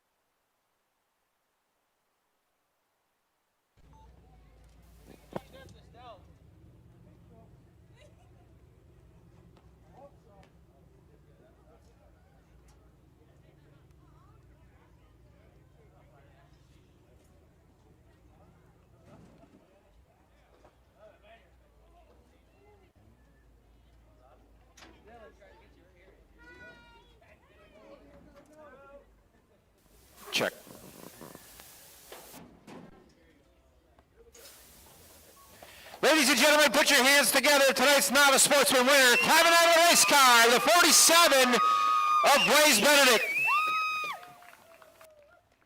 Novice Sportsman on here at the Mohawk International Raceway. Congratulations. Pretty good race tonight. Battle with you and Dylan Cole right along. Looks like you were trying to run the bottom of the racetrack for a while. You kept sliding high, couldn't find anything, and tell us about the move for the lead. Well, we couldn't get the car to stick to the bottom, so we tried the high side, and we went around Dylan Cole, and he tried to pass us right here on 3 and 4 for the checkered, and it was a good race. Yeah, it was a lot of fun to watch. Anybody want to thank? All my sponsors, my family, my girlfriend, all the helping hands that get this car ready for the week coming. There you go, folks. Put your hands together. Tonight's Novice Sportsman winner, Blaze Benedict in the 47.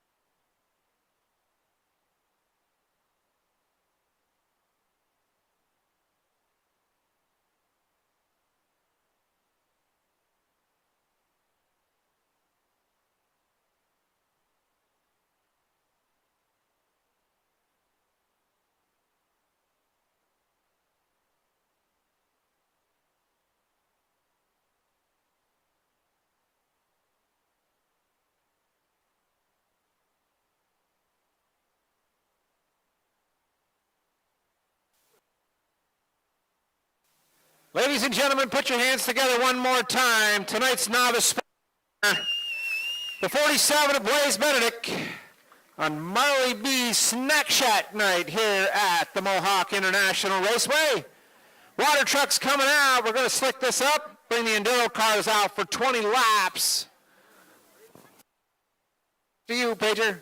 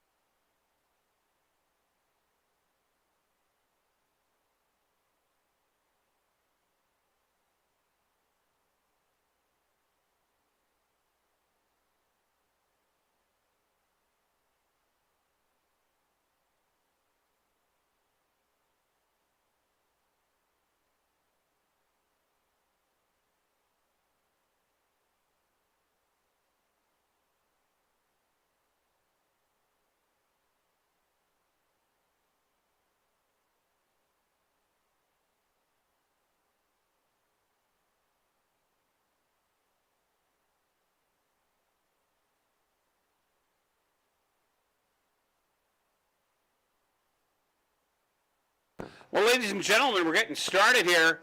Don't have a roster. I do apologize. The D1, I wouldn't be surprised if that's Dylan Cole. 20 laps the distance here for the Enduro. Going to let the water truck get to the safe haven. We're going to count them down from 3, 2, 1. Green flag. We're underway.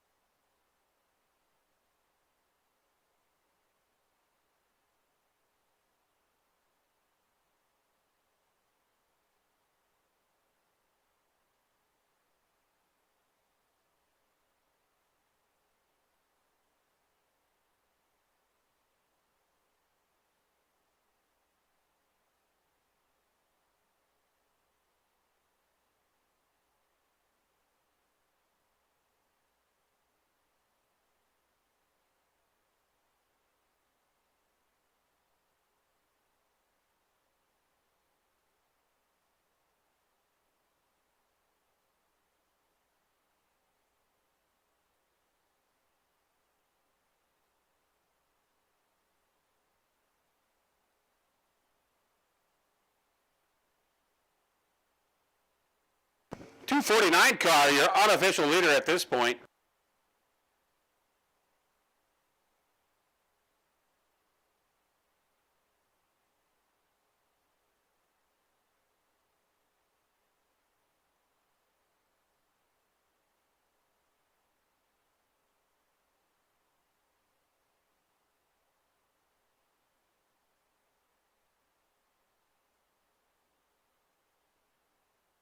There's your leader going across the start-finish line, lap number 8 of 20.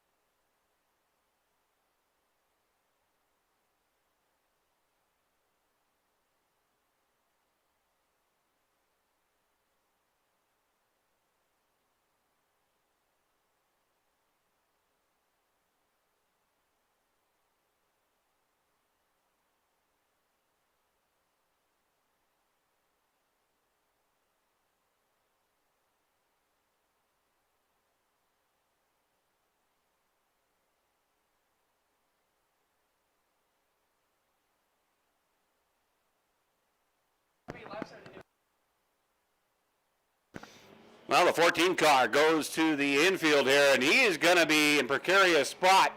249 still remains your unofficial leader. Remind you, this is all unofficial. Looks like the limo is going to hold people up a big roadblock, and he's going to get a nudge and a push, and the back end's going to come back around off of that. Couple of cars slowing here, almost halfway home. 14 into the wall, having a hard time keeping it straight here.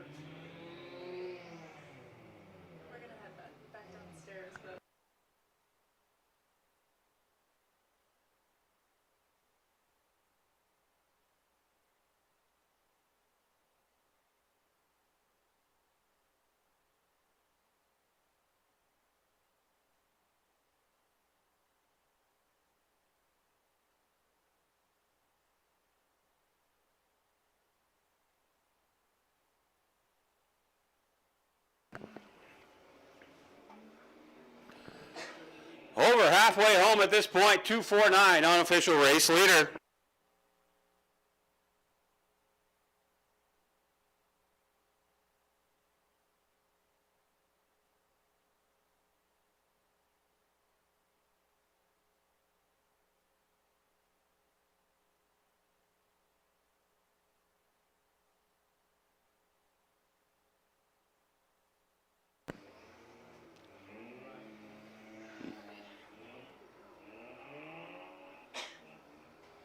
.11 laps in. I want to thank everybody for attending tonight. We truly appreciate your support. Hope to see you right back here next Friday night for round 2 of the Goodleaf 358 Modified Series.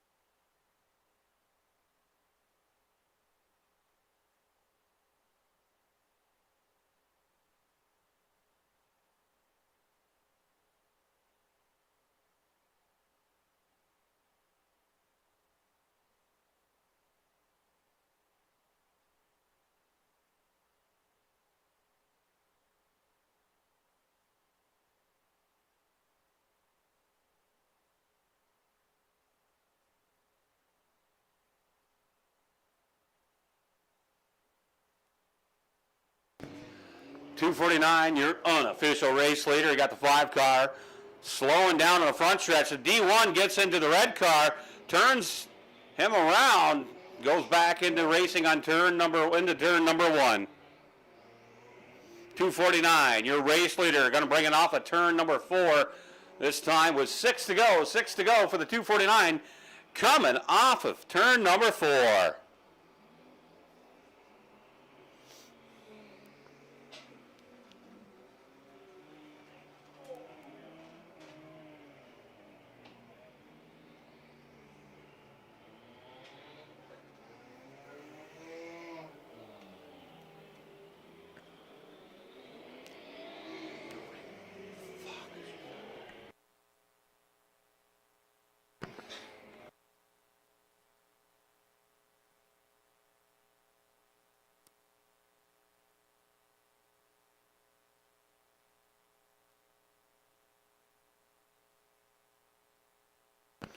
It looks like evasive action for the limo driver, like a stunt driver for Burt Reynolds, getting out of the way.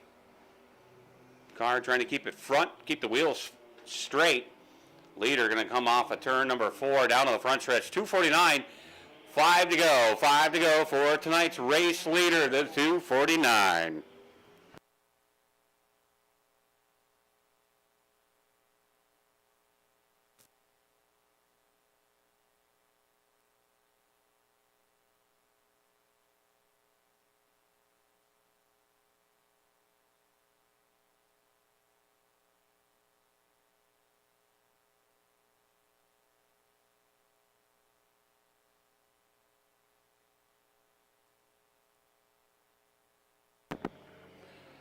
.249 with 4 to go continues to lead. A lot of action. Some cars come to a stop. Everybody looks to be out of harm's way. And that's what we like to see.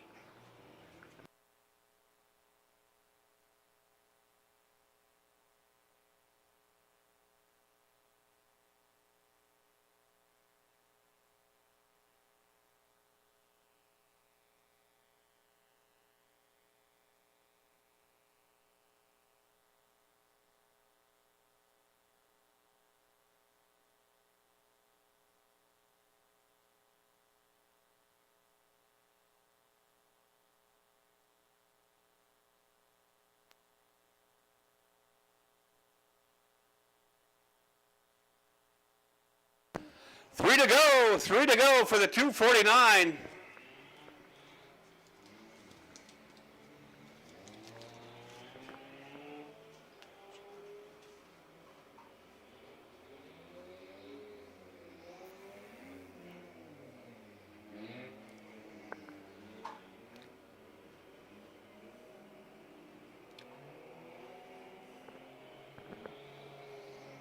.249 on the front stretch now. 3 to go. Might have an issue here.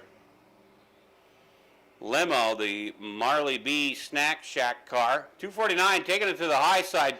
Gonna have to tiptoe coming off 2 down to the backstretch. A few cars in the way.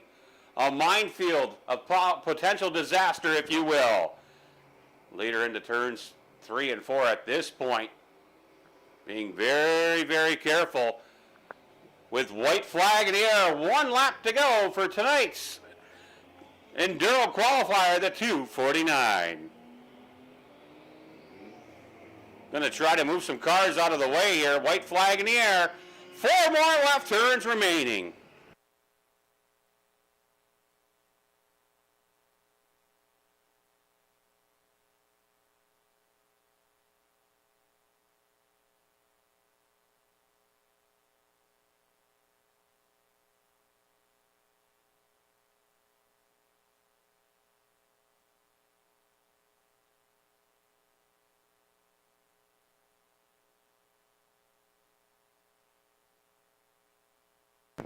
And your leader coming up a turn 4, the 249 picks up tonight's feature win. Hey folks, drive home safely. We want to see you back here next Thursday night for round 2 of the Good Leaf Series.